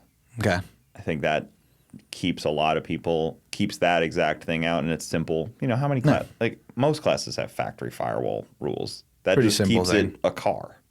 Because once you put a firewall in a car, it's probably not a car anymore. But it's like 5,000 had to be produced. The past 2 years, I don't know how many years they've done this class, but the past 2 years were 2Js. So Yeah. it kind of shows that the 2Js are a little bit advantaged at the moment, and they really can't do anything to slow me personally down at the moment. Yeah. Because I wasn't using nitrous, and I normally do. Yep. I had another, 300 horsepower on tap potentially. So it just really is going to be, if I show up next year, what are they going to do to have somebody compete with me? And I hate to be like saying that. Yeah, but because it is the truth. The thing is I think that there's some people in the class that aren't going to be happy about it, but there's some people in the class that are like, no, like let them run 750 because I want to be there too. Yeah. You know what I mean? So there's people that are willing to chase it, and it's like any form of racing, you know. The people who are willing to chase it and are willing to put in that time and effort and money and everything else will probably get there. Mm-hmm. So I don't think that limiting the class to 850, they've already got 850 classes, right? Yeah, you can run a different class. Yeah, you can run a different class that is limited to 850. Yeah, I think there's 2 other classes that are 850 limited. Yeah. So why limit? Why do one more? Mm-hmm. Like, let's go ahead and let's let the freaks be freaks. You know what I mean? And let's see what they can do. Yeah. And then see how does that apply elsewhere. Like, because then some of you guys, like, you may find that if you can really push the limit, that you actually may want to go compete in a different class, or there's places to move around. Yeah. So the big thing, at least from the diesel perspective, those guys are super thankful, because when you go to drag week, when you go to any other drag and drive, there is no class for them. So they feel comfortable and very thankful, like, hey, we've got a spot here. Yep. So they're down for whatever, you know. And I think a lot of it too is the diesel guys also have to prove that they can make it through the week and be consistent through the week. Yeah. So, they're really not in a position to complain if your average wasn't an average. If you're like all over the map, Yeah. You have to at least show that you can make it through the week and be close before any rules get changed. It's the same with class racing. Yeah. You can't complain until you get your teeth kicked in. You have to like show up in Ultra Street with a combo and get beat up before they're going to help you. But yeah, before they optimize. take some weight off, or you know what I mean? Exactly. So Yeah. it's the same kind of deal. You have to like prove that, you can at least get there and make it an 880 car, 850 car average. And like you're saying, the truck could have done it if he was more dialed in Yeah. on day one. And that's the thing. Fortunately, he got a little break on that motor, but it's still a very expensive motor that he just put in and just got tuned and just made the first passes. Yeah. So he's like, why start spraying the hell out of this thing? Like, let's just see if we can make it through the week. Like, we were just watching the preview video, and it's like one of my favorite things because he's like, tomorrow I'll make my first pass and we'll find out how this week's going to go. And then end of the video, personal best, I went my first 8 and blah, blah, blah. So I would like to see it, take the gloves off, let you guys duke it out. Yeah. Well, the Grand National will be there next year, and I guarantee he's going to be faster. Oh, yeah. I don't know how. It's not going to get slower. Yeah, I don't know how reliable those motors are. I know he broke a timing chain or something. I don't know if that's going to be a common thing. I don't know if that's a deal that can't make it through the week. It's hard to know. I don't know how many Grand Nationals are making that kind of steam because it's heavy, I'm sure. Yeah, but the Freaks thing, that's the cool part about the class is that everybody has their individual challenges. Like the guy with the all-wheel drive Honda, like he could go faster if he wants to replace axle shafts all day. Yeah. You know what I mean? So like each You brought 3 transfer cases yeah. for the all-wheel drive deal. Yeah, he was ready. Yeah. But that's the thing is every person that's competing has their own set of unique challenges that are unique to them. And, like the diesel guys, other than the other diesel guys, they can't share parts with about anybody else. You know what I mean? Mm-hmm. So there's that. Then you've got guys with the Vortec 4200 deal. You got guys with Barras, and each one of those platforms and vehicle platforms, they all have their own unique challenges and things to break and things to overcome. He has a chassis car that is rotary powered, and he told me next year he's coming to win the class. The guy that rode with me, right? I told him, I was like you've won one, right? I was like, pull up and watch, because I guarantee that thing ain't running consistently enough to average throughout the week. I don't know. Can you do it with a rotary? He can try. Yeah. Pull up, Mike. He's definitely gonna. I'll have to get a new partner. I think that class potentially has what it takes to be one of the most exciting classes of the event. You've got your big dog stuff. Yeah. You've got that. But even I saw it even on the way over here on the internet, like guys like, hey, we've watched all the videos. Like, does anybody have anything else? Like, it's all the same people getting the same attention, that kind of stuff. So just the sheer ability of that class to be wild and so different. Yeah, I think it can provide a lot of entertainment. I hope that's what we do with the documentary is like show that off to people. it's just cool having all right, no LS Fox bodies. You're gone. Yeah. You're out. And I love LS Fox bodies. Got no problem with them. Yeah, But it's just cool to just go on. Yeah. And I hate to say it, like there was another guy, hey, did anybody get any pictures of my Fox body? Like, no, because there was 60 of them there. Mm-hmm. And we don't even, unless I have to, I'm not taking videos or pictures of that thing. Because they're all Fox bodies. They're all the same. I'm honestly surprised there wasn't a Fox body in this Freaks class that had something in it. There's a couple 2J Foxes in this world. So, I mean, there's always that chance that they'll show up. But I think you even fall into this position where there's, this many people that could run it, and they all have 850 cages. Yeah. And then the people that can run it that don't have an 850 cage is very small. So it almost forcibly becomes an index. And I know so many 2J Foxes, they're all 850. They're all 850 caged because most of the time it doesn't matter. Yeah. You probably see that too. It's 99% of the racing, it doesn't matter what cage cert you got, as long as you got a cage in there. So you're going to limit people just based off of that, which is going to make it, it is what it is. That's how it works. Yeah. You got to have the right safety equipment. I've dealt with it. I didn't have the right safety equipment. Yep. I didn't get a free pass. And you went from A to B real quick. I think the A sticker was actually on there. It was. Yeah, they covered it up. I put the B on there. I was like, I'm keeping the A. Yeah, I'm keeping the A on there. Coming from the no prep side, we don't have tech. Still stickers on the cage. Yeah, the funny part, I went and raced No Mercy. I did 6.0 index, and I got the cage certed there, and I was like, this is the first car in years that has a current certification. And that's the car we pulled out of a field. And that's a car pulled out of the field, nice. yeah. But like, you know, not that the other cars won't, but I haven't had to. Never needed it. Yeah, like I didn't need the sticker, so why That's am I going how to I go pay the felt. money to do it? Like, We know what it's got. There's no reason to have to pay the money and get it certified because nobody's looking at it anyways. Not required. Yeah. So to change a little bit, what do you think Finnegan was up to? See his camera crew? yeah, He had a pretty substantial camera crew. You Yeah, think he's- that's just for YouTube? yeah. I think Think he's trying to sell that to someone? I didn't talk to him. I know Finnegan well. We were talking for a little while. But I didn't ask him about it. But I feel there may be a motive to sell that to somebody that's not There could on be his YouTube channel. There could be the possibility that they're trying to film with the chance of sending it out to someone else and trying to get them to pick it up. Or he just decided, hey, I know all these guys. They've been around on the film crew with, you know, whatever else he's been doing.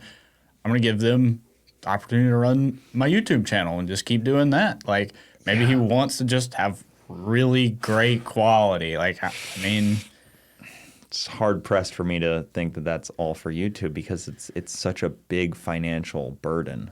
you're right. No matter how, like, he's going to get a lot of views, but that's a big financial. That's not going to be edited for the next year. That's going to come out next sick week, right? Like, how long do you think it's going to take them to overlay all the boom audio, clips everywhere, they're many cameras, GoPros? yeah, but they come from that world, so it's really like you look at it from the perspective of if I had to do this. No, but 6 months. How? What's the lead time on that deal? If they were willing to cut a bunch of bullshit, like they could turn around in a month. 2 months. Like he's It's worked possible. with television Yeah. production stuff. Like Okay. it's doable. They don't do it a lot because they really, really refine things in TV stuff. And it goes through so many variations of we like this storyline or this should be cut out or maybe there's just so many eyes on it so often that if some of that was cut out, they could get things done a lot faster. Yeah, so I guess also my thought would be him selling it to somebody would be cool for the whole automotive community. If, you know, he made a special, I was thinking about it like, you know, comedians, they make like a Netflix special. Yeah. It's just the one thing, it's not a whole TV show, it's just like one independent One off. film. Yeah. And I feel that they likely did something that could fall into something like that almost and set the tone for automotive creators doing specials and selling them. I like that idea.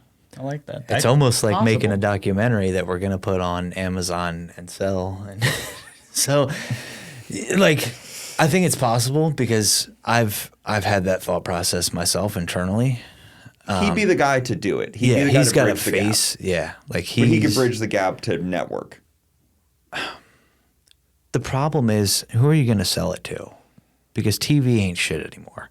So unless you're going to Netflix, Netflix, Amazon, Hulu, Peacock. I mean, Yeah. who Yeah. knows? There's so many now. Yeah. That it's almost easier than selling it to a TV show. a The movie. problem with those is that historically, most racing shows that have been on those bigger ones have lost their ass on Yeah. the shows. Like, so they almost don't want to do those. So it would be cool to see that happen. I'm just not sure that it will. I agree. I imagine either way, he's not going to make money on that. Just my thought. Maybe be just recouping what he spent to have it Hope done. to break even. That would be the fingers crossed hope to break even after all the editing and all the production, unless there's a big title sponsor. I have a hard time believing that because we see our CPM. Yeah. I've seen other people's CPM. I'm sure you've seen other people's CPM. Yeah. Like, some of those videos have the potential. I mean, I've witnessed $30,000, $40,000, $50,000 months on YouTube. I get it. I do. I guess the thought process is hard for me to wrap my head around because there was a lot of people there. There was only two, right? There was like 4 or 5. Was there? Okay. So maybe that's where I'm misunderstanding. I started noticing, like, you would only see. No, there was 2 vans. Yeah. Okay. You were only seeing like the guys that had the vest on. Yeah. The cut, like, and there was like 3 of those, but there was definitely other ones. And they're not editing it, right? They hand it off to they'll hand somebody it else. off to somebody else usually. Yeah. Then they got to have all the equipment to edit it. And then they had to rent all that equipment, probably. No. The boom stuff, So- the big board that the guy was carrying around. If okay, the way that a lot of production companies knows, work. Yeah. So a lot of production companies work, even if they hire someone in and that person has equipment, they will pay to rent that equipment from the individual they are hiring. Huh. So, and you have to think that a lot of those guys work on a day rate. And I know that when I worked on the show that I worked on, my day rate was $400 a day plus per diem. So and that's probably pretty low in the industry. That was a couple years ago, too. Yeah, that was a few years ago. So you have to think every person that is there is making some that or more every day. Mm-hmm. They are on set, plus they are renting the equipment from those people, even if they own it. But if a If production it is working company, like a production company is working. right? But if he's paying them guys, if Finnegan's like, hey, and it'd be like if you paid us, like we're not gonna. Like, You're right. Yeah, we're not gonna charge you because we got an FX3. Like I guess it that just comes with that it. equipment seems higher level than what you guys were using. It Oh, is. yeah. It is. I mean, we were using DJI mics and stuff. Awesome equipment, really good. Yep. But a boom Yeah. is like we're talking It's a next high it's a level. And I'm going to yeah. assume they were at least using the very minimum, like FS7s, and probably better than that. So they're probably I think they were FX6s. using a Canon. Or were they using Canons? Yeah. So I don't even know what the Canon Losers. variant was, but they had a lot of equipment. I did put my eyes on it at one point. Yeah, and so. I kept trying to wrap my head around how you make that work without having a big title sponsor, which of course there might be, Right. or you try to offload it to somebody with more money that'll buy it, which I think would be really cool for the automotive industry if it was on a Netflix as a solo project. Because then you can make then that kind of opens the door. Like if that does well, Netflix will open up their wallet and try to get a couple more single projects instead of getting a 6-episode TV show. Right. Let's get Sick Week the movie Yeah. through Mike Finnegan's eyes. And this is the thing that I think a lot of people have struggled with too, is like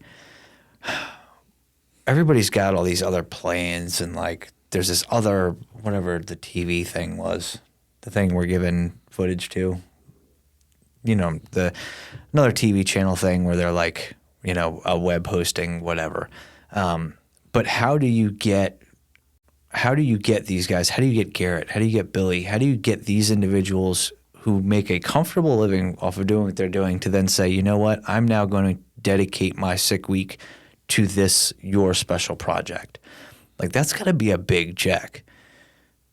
Yeah. You know what I mean? But I mean, think about the comedians. They all have big YouTube channels, but it's still worth them putting it Stepping where out. there might be more eyeballs.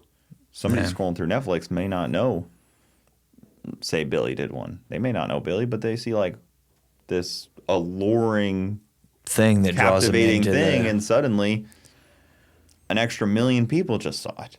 Yeah. Or might not have. You're right. And that's where I could see it being alluring, is a new audience as well as your original audience. And they feel like they're getting something special, something like different than the YouTube, more polished. Yeah. And I don't know. I guess I could see it bridging the gap, but also I like YouTube. I'm partial to it. Yeah.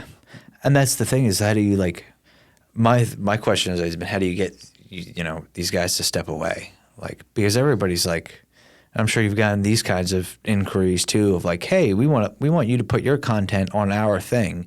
And it's like, why? Like, why would I? Because Yeah, it doesn't make sense. Right, because you're not going to pay what YouTube's paying.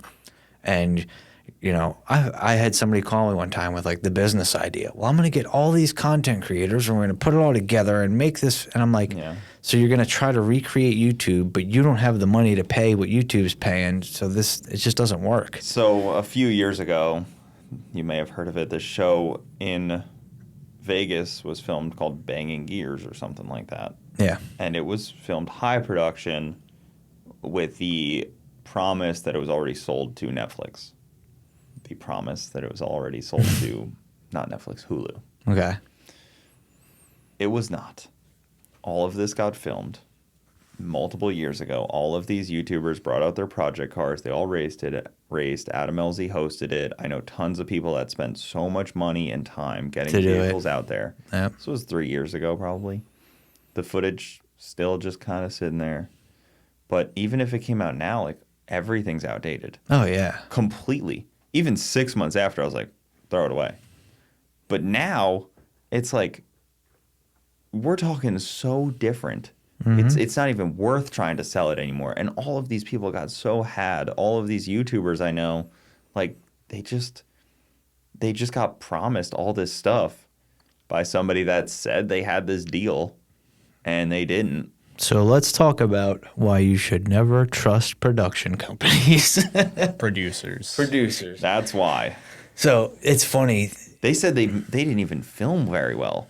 They were like, we were doing things, and like there wasn't even a camera crew. There wasn't even a camera roll. It's an interesting world. I did one show for Discovery, and it was during COVID, so that had its own things. A lot of people probably saw the show. It was called Getaway Driver. So I had Michelle Rodriguez from Fast and Furious. She was the host. And the plot was essentially they're going to put us in this compound and we have to outrun the cops. And we're competing for prize money.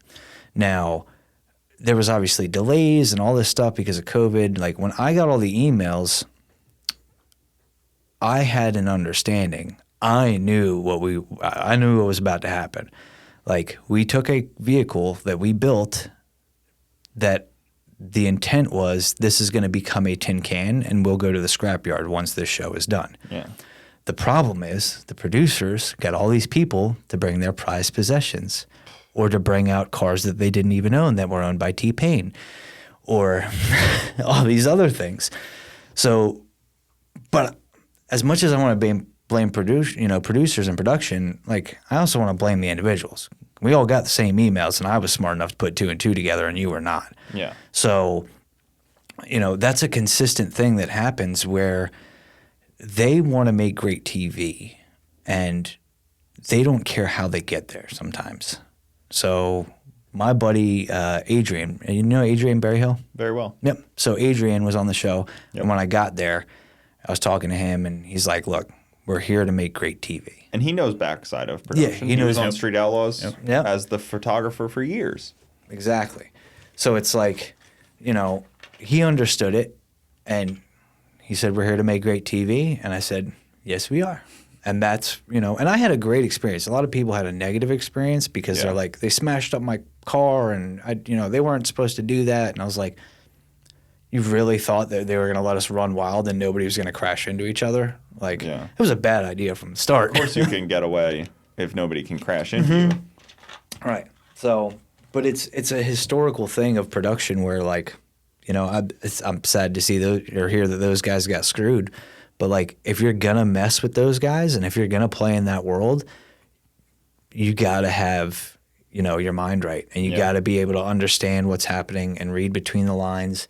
I can't tell you how many times people have been like, well, we're going to pay you this. We're going to give you this gas money. We're going to do this. We're going to do that. Like, get that shit up front, because if you're waiting on the back end, it ain't coming.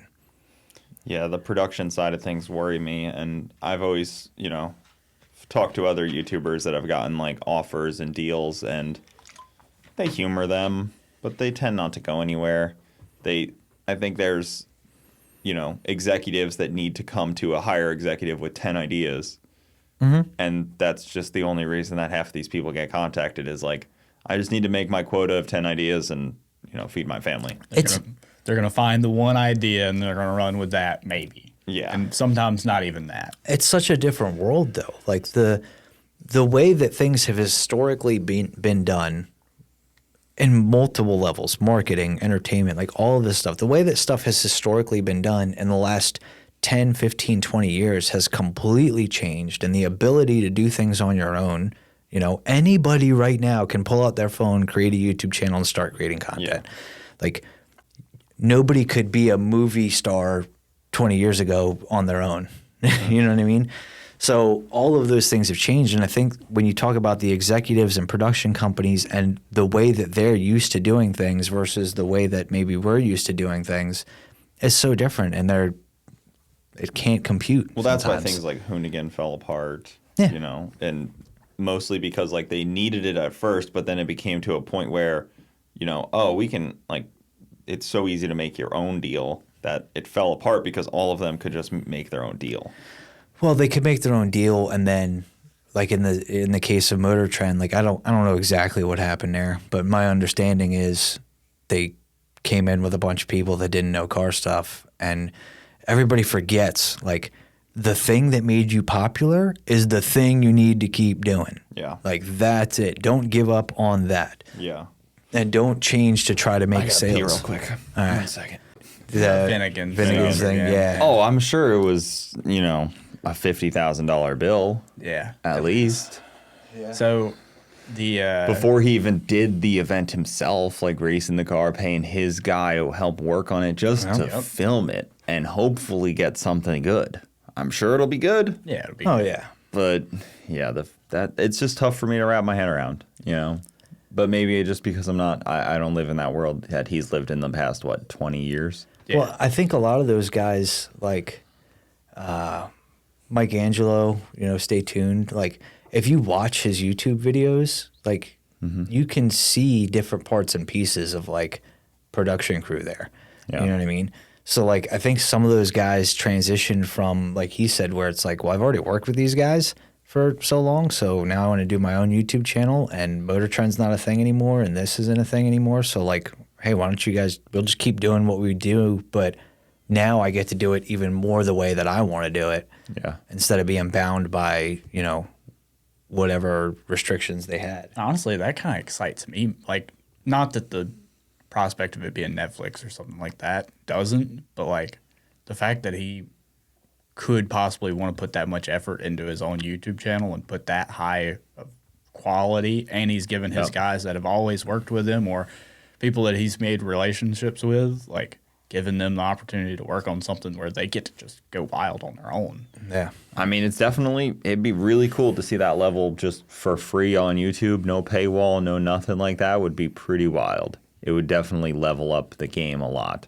But also, you have to think about time frame because, again, like we're talking about, if something's old, if it takes me too long to post a video I filmed, I'm like, it's outdated. So my standard operating rule is you're either first or you're best. And sometimes if you can be both, be both.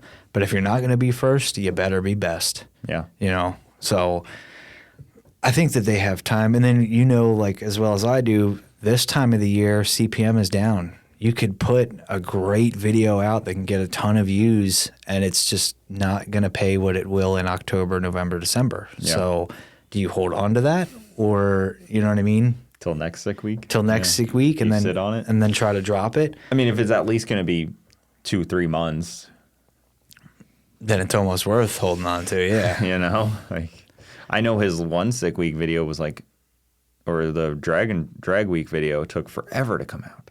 Yeah. It was like almost a full year after they filmed it. It felt weird. I was like, wait, when did this happen? I like what Kyle did. They pulled the okey doke with War in the Woods, where like the next War in the Woods happened, and they dropped the video from the year before. Yeah.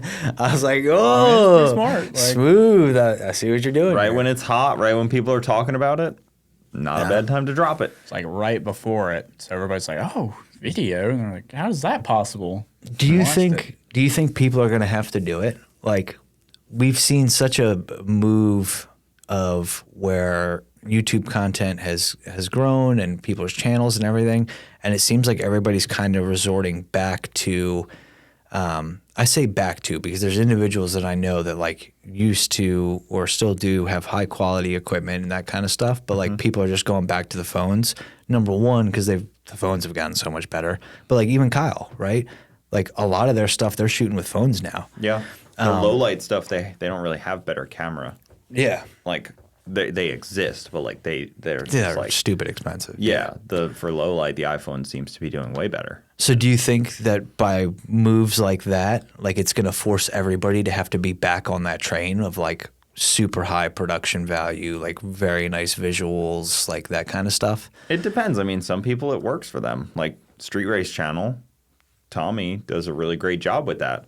But also, they're kind of in a weird spot where they film like a race, but they also are the race. Yeah. You know, Right. but they also cover the race, Yeah. which takes a lot more effort to do It both. does. Huge amount of effort to do both. But they do a good job at that. But I don't ever want to cover a race that I'm racing. Like, I don't want it to be like, maybe someday, but like, I don't want it to be like the race. Like, that's not what I do. I don't do event coverage. Done that. We've done that, yeah. We've done it every kind of way. Like Yeah. if you can think of it, we've done We it that tried way. it, at least. We've at least tried it. It's tough. It's not easy to cover a race and also somehow be like the focal point Yeah. of the video.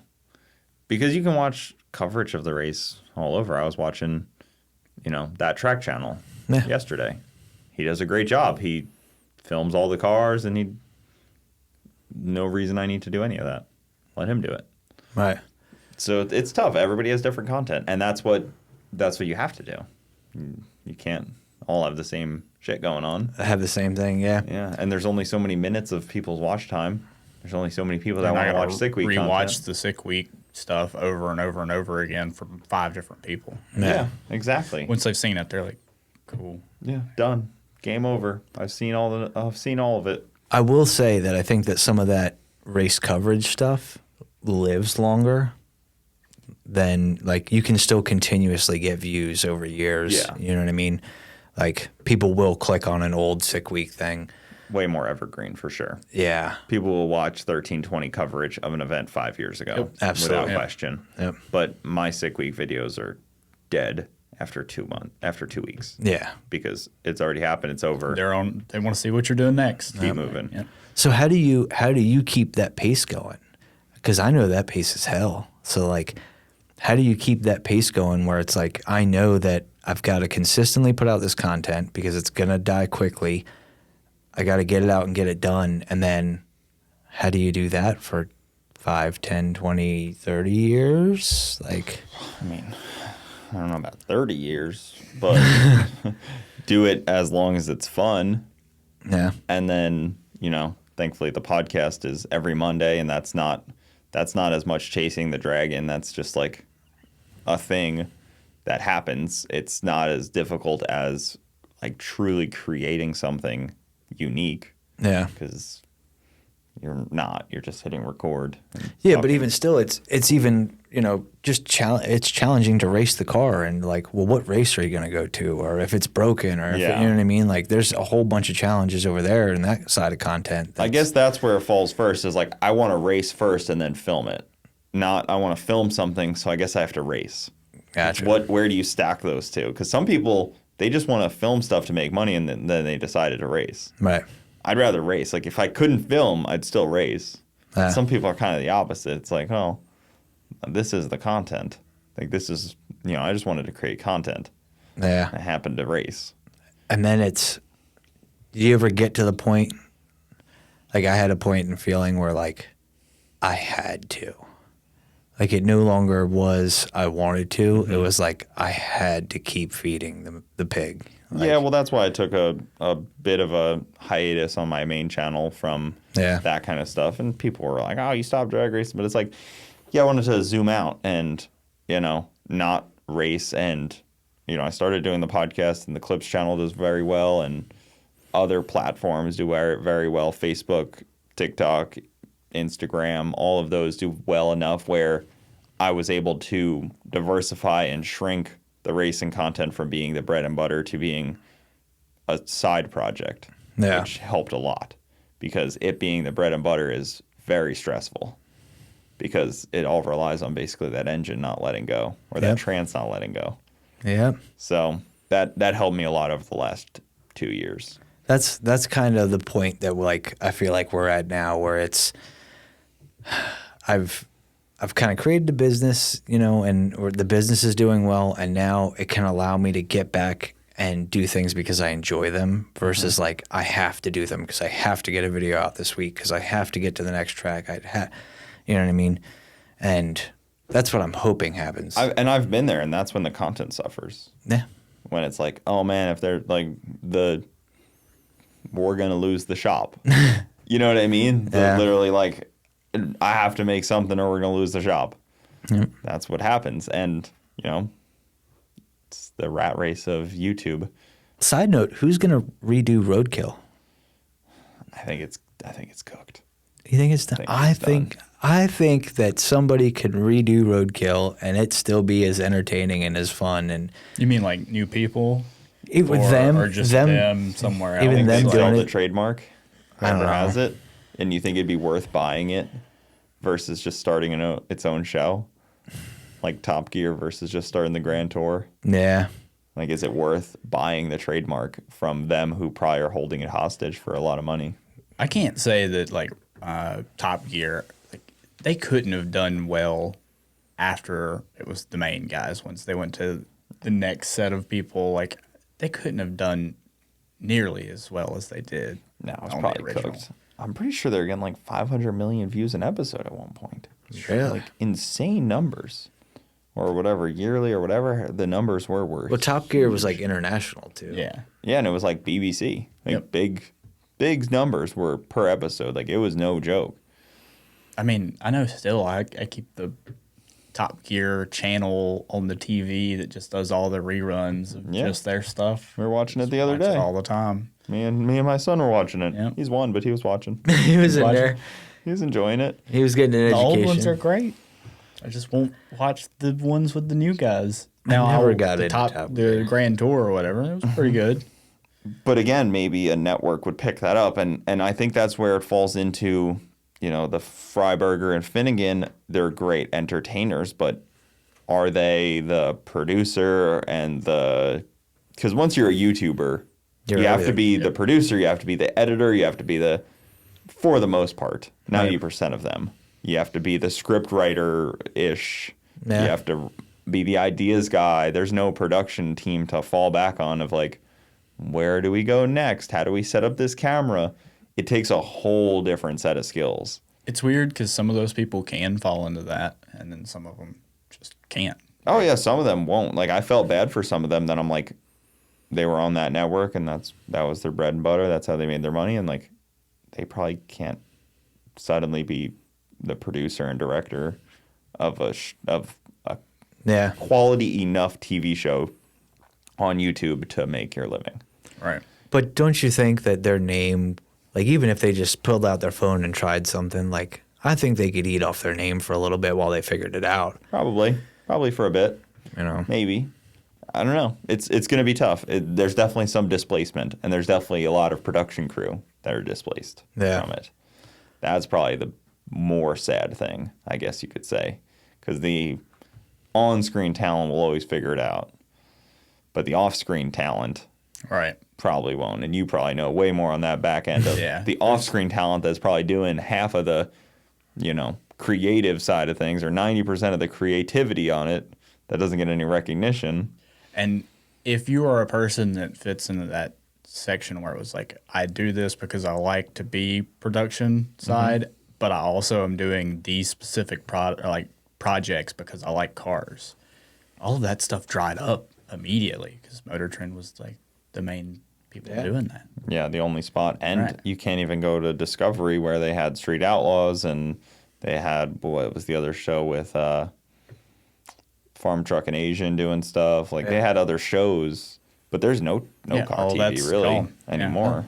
Yeah, and like Donut Media and all them kind of companies had their own buyouts and fallouts and Yeah. all that kind of stuff. And Donut's going the same way Hoonigan did right now. So all of those guys have left too. So Yeah, there's no real automotive TV at all anymore. It's kind of only YouTube now. I know the company that I was working for when the show we were doing ended. They made like a Hatfield to McCoy show after that. Like Yeah. they went off to other things because they were like, Complete nobody 180. wants car stuff anymore. Yeah. Well, it's like, Discovery Channel did like gold, and then they did fishing, and then they did Yep. cars, tattoos, and like it's all been done. Yeah, they just hop around to the next thing that they think people will enjoy for a while and go from there. We were even talking about, No Prep Kings, because they've been like holding that thing on like it still exists for the last year. Yeah. Like they act like it still exists, but it doesn't exist from a viewer standpoint. No, there's nothing there. They tried to do the live feed thing, and that's its own problem. I think no money in that to pay these guys. They're guaranteeing these guys big contracts to show up every race. and Where are you going to get that? I think what they did was a production move where they failed from the start, where you should have let these guys go and have their own opportunities, go create their YouTube channels, go take advantage of this snowballing thing that's happening. That was something I was going to say earlier. I know the show we were on, like, they were like, I was doing the YouTube channel too for this company while we were filming for the show. And they were like, please don't, like, they really just didn't want us to do the YouTube channel at all. Like, they were kind of like, please stop doing that. I was like, but we've been doing this 3 years before you guys showed up. Like, I'm not going to stop. Like, it's part of the reason you guys are here is because you met us filming stuff. Like, so how do we stop doing the thing that you came to us for? So they shot themselves in the foot because they wanted to own all of that, and they didn't want you to go make your own content and engage your fans and following and stuff. And had they done that, they might be in a different position right now, because everybody that's on the show or involved in the racing could have maybe projected themselves enough and propped themselves up enough to be okay. You know who's a really interesting one to hear from, and I know he gets made fun of a lot for wearing too many bracelets, but Richard Rawlings. Oh yeah. And that guy's a genius. He was just like a regular person, and he was watching car shows, I guess, and he was like, I want it done this way. Yep. And just like made it happen. And they had huge success, like crazy. And you can say all the things you want about him, but like he took what he wanted to see and made it to what was a really awesome show for a long time. Like they did a good job on it. And it was like a cooler car show than half the old ones where they were just like Sunday morning. Yep. Yeah, we're stalling this Edelbrock carburetor. Sunday morning still exists. Double pumper, yeah. The flip side is that we know that everything has a shelf life. Like, you can't do something for forever. Like, and if you look at it in a light where we know it's going to start, it's going to be good, and then it's going to end.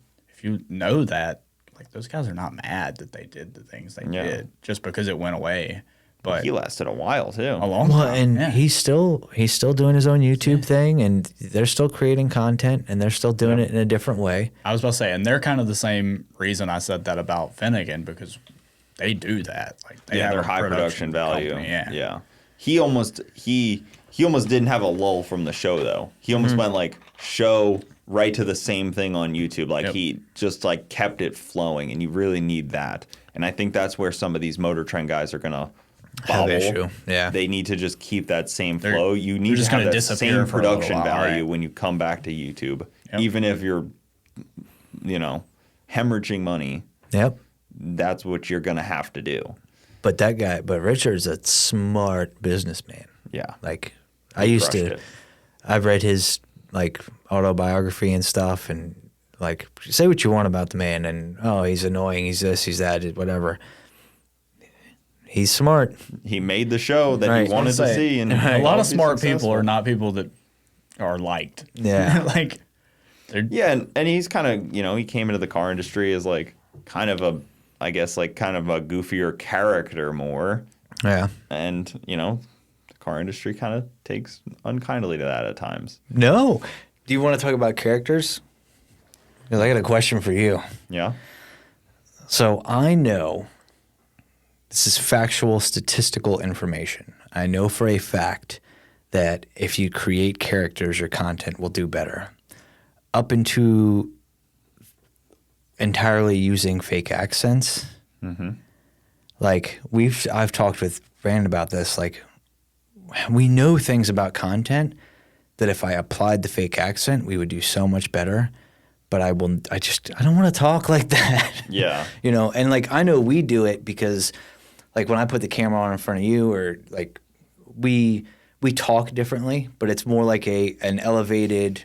Yeah, it's like 10%. Yeah. Get 10% extra. Yeah. That's the same person, the same way I would talk, but 10% more than you would just like give in a normal conversation. And it's a little more clearer, and it's a little more projected. And like, would you go as far as to do fake accent stuff?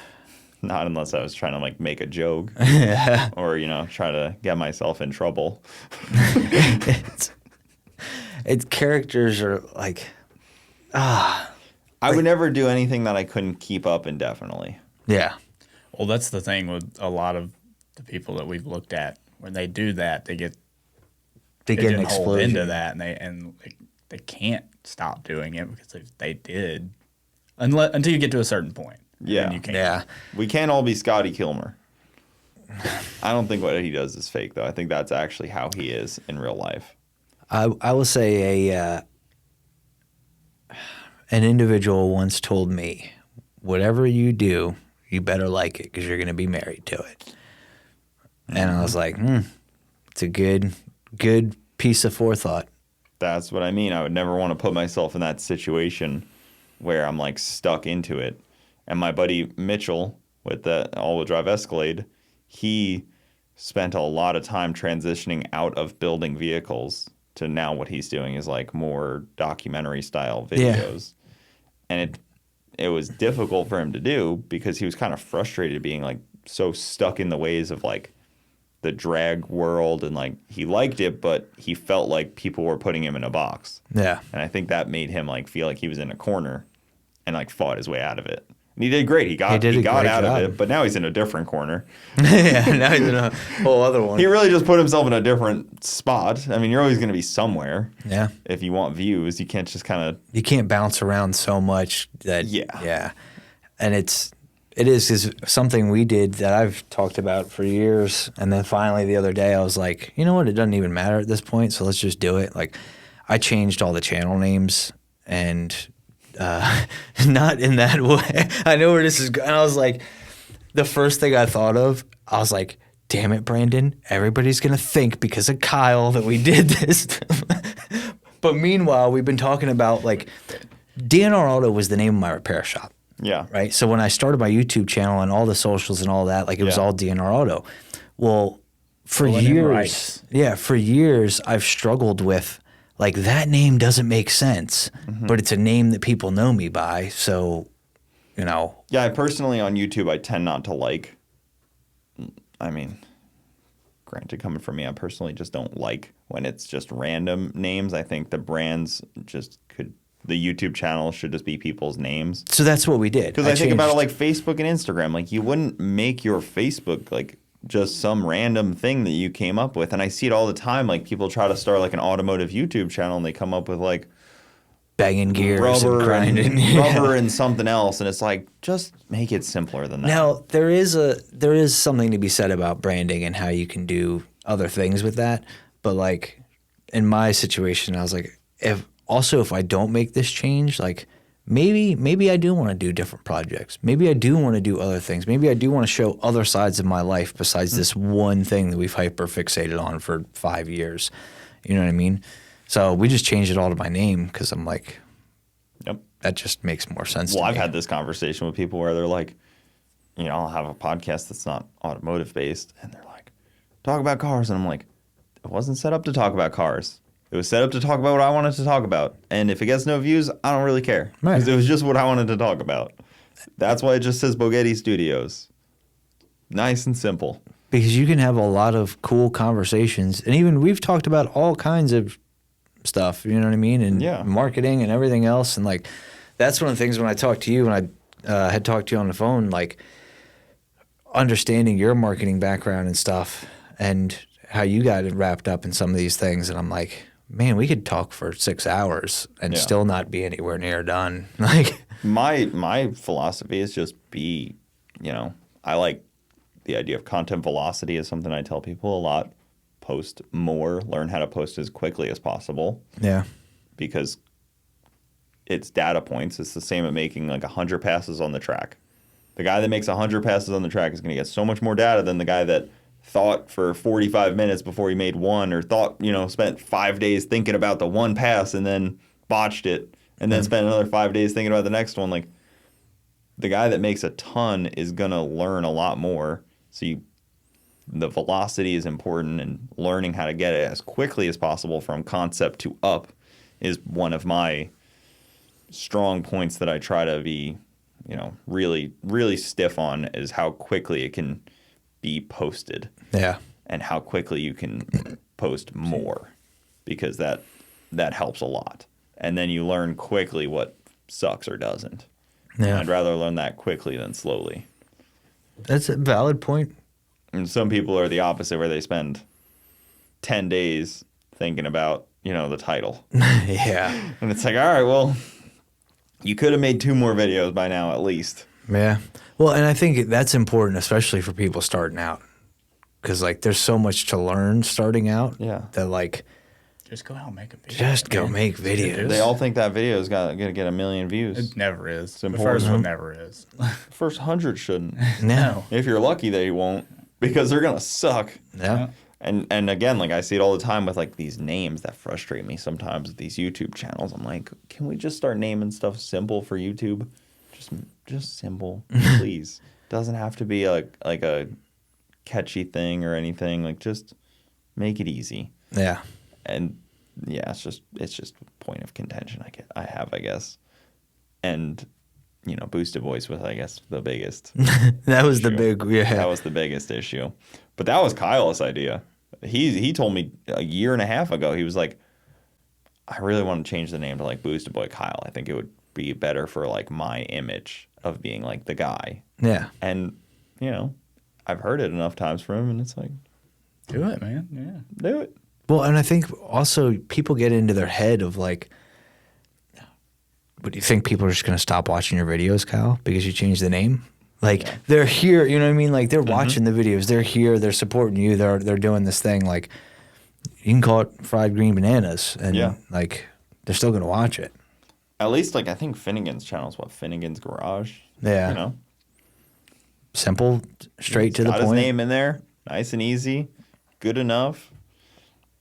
I don't know. The whole YouTube thing, I guess people think about YouTube probably differently than I do, too. If it's really a social media platform, then it should just be your name. If you're trying to make it a TV show, then it's different, I guess. But I think of it more just like a social media platform that you can just use your name on. So I look at it as a search engine.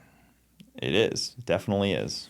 So it is in that sense. So then you talk about, well, what keywords do you use and how do you try to trick the system? And there's no... SEO doesn't mean anything anymore.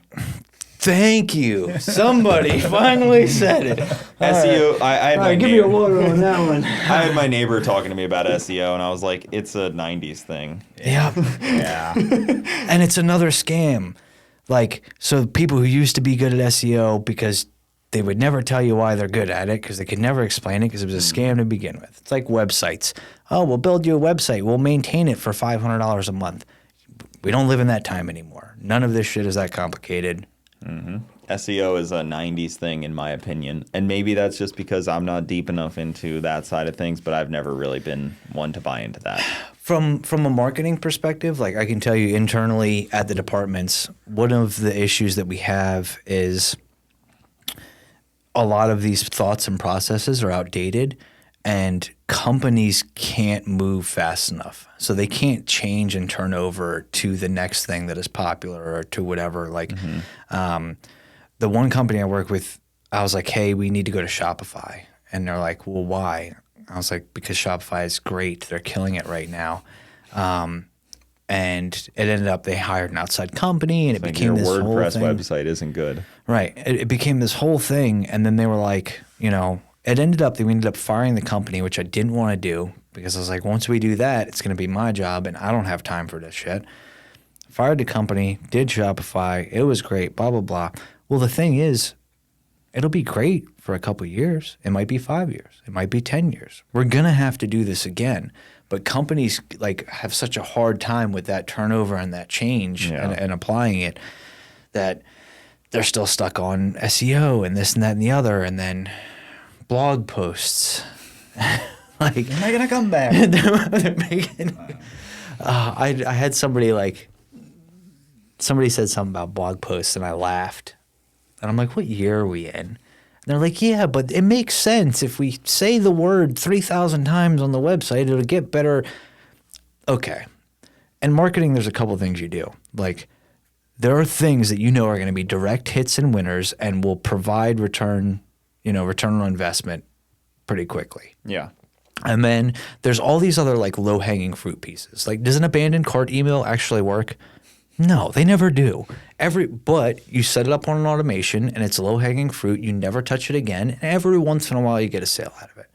So like there's these other pieces of low-hanging fruit that I think SEO is in, like all this other stuff that sure we could.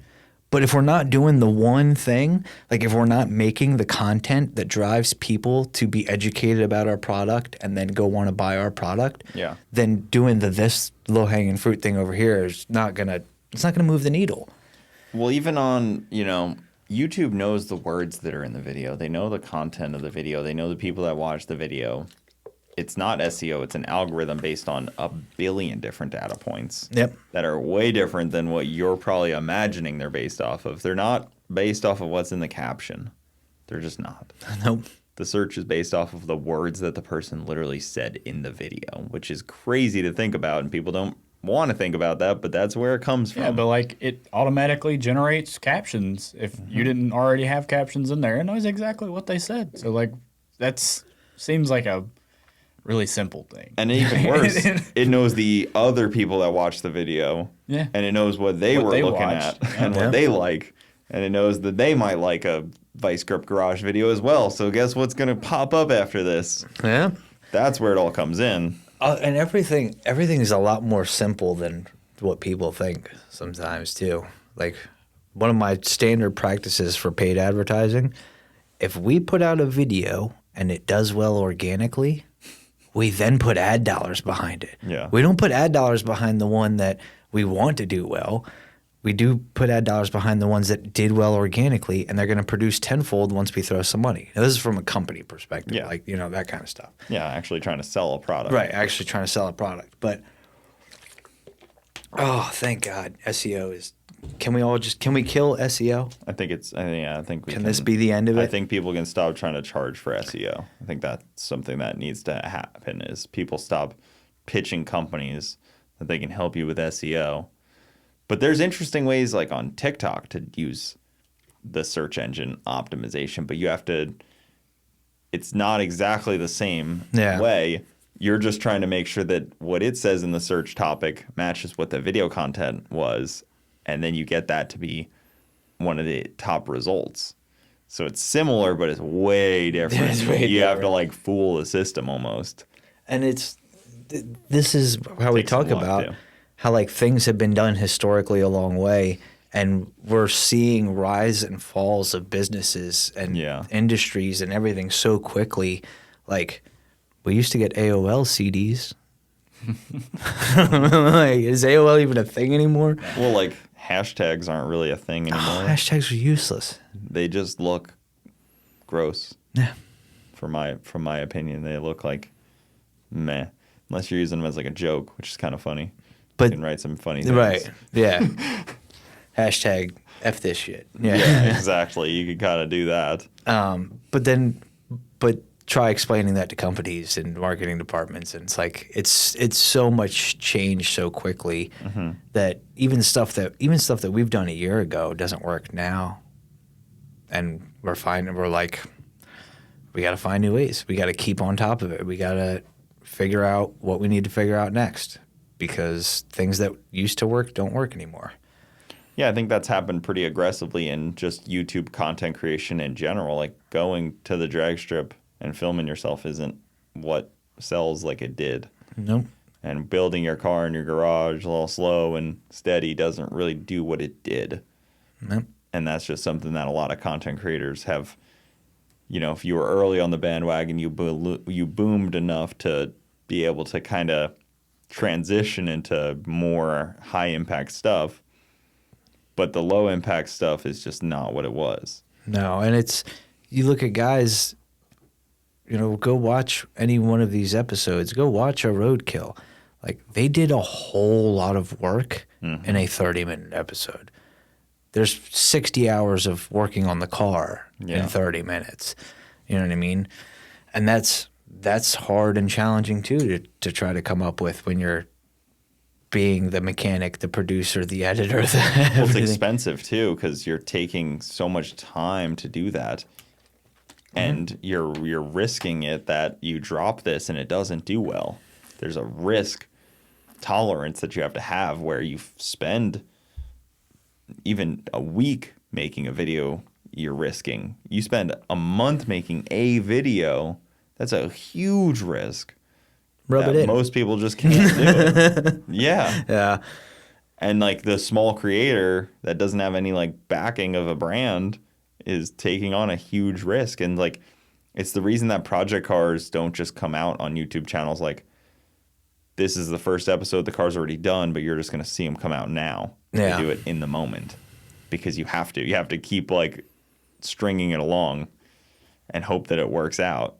You even see some YouTubers that will start a project car and dump it because it wasn't performing. Yeah. It's like, oh, if it's not getting views, I can't keep working on this. So Right, because if you are using it as a source of income, it is like any other business. Like the dollars have to make sense. yeah, And people, I think people don't understand that part of it either. Everybody hates YouTubers and content creators and like. as they should. We're pretty horrible people. Yeah, we're terrible scum of the I heard earth. somebody hit somebody with a couch the other day. I did.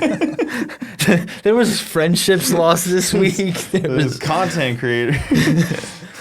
you got to watch them, guys. But yeah, I mean, we get a bad rap Yeah. as content creators. I prefer a content creator over influencer for sure, but It's the same thing. it is the same. Yeah, it's people don't understand. There is a crap ton of work that goes into this. Like, if you feel that negatively about the people that do this, then go do it yourself. And then you go ahead, go do it. Go tell me how long it takes you just to get monetized. Then once you do, and when you start seeing those first $2.73 months out of YouTube, and you're like, somebody's making a living off this, and I've dedicated 2 years, and I'm only here.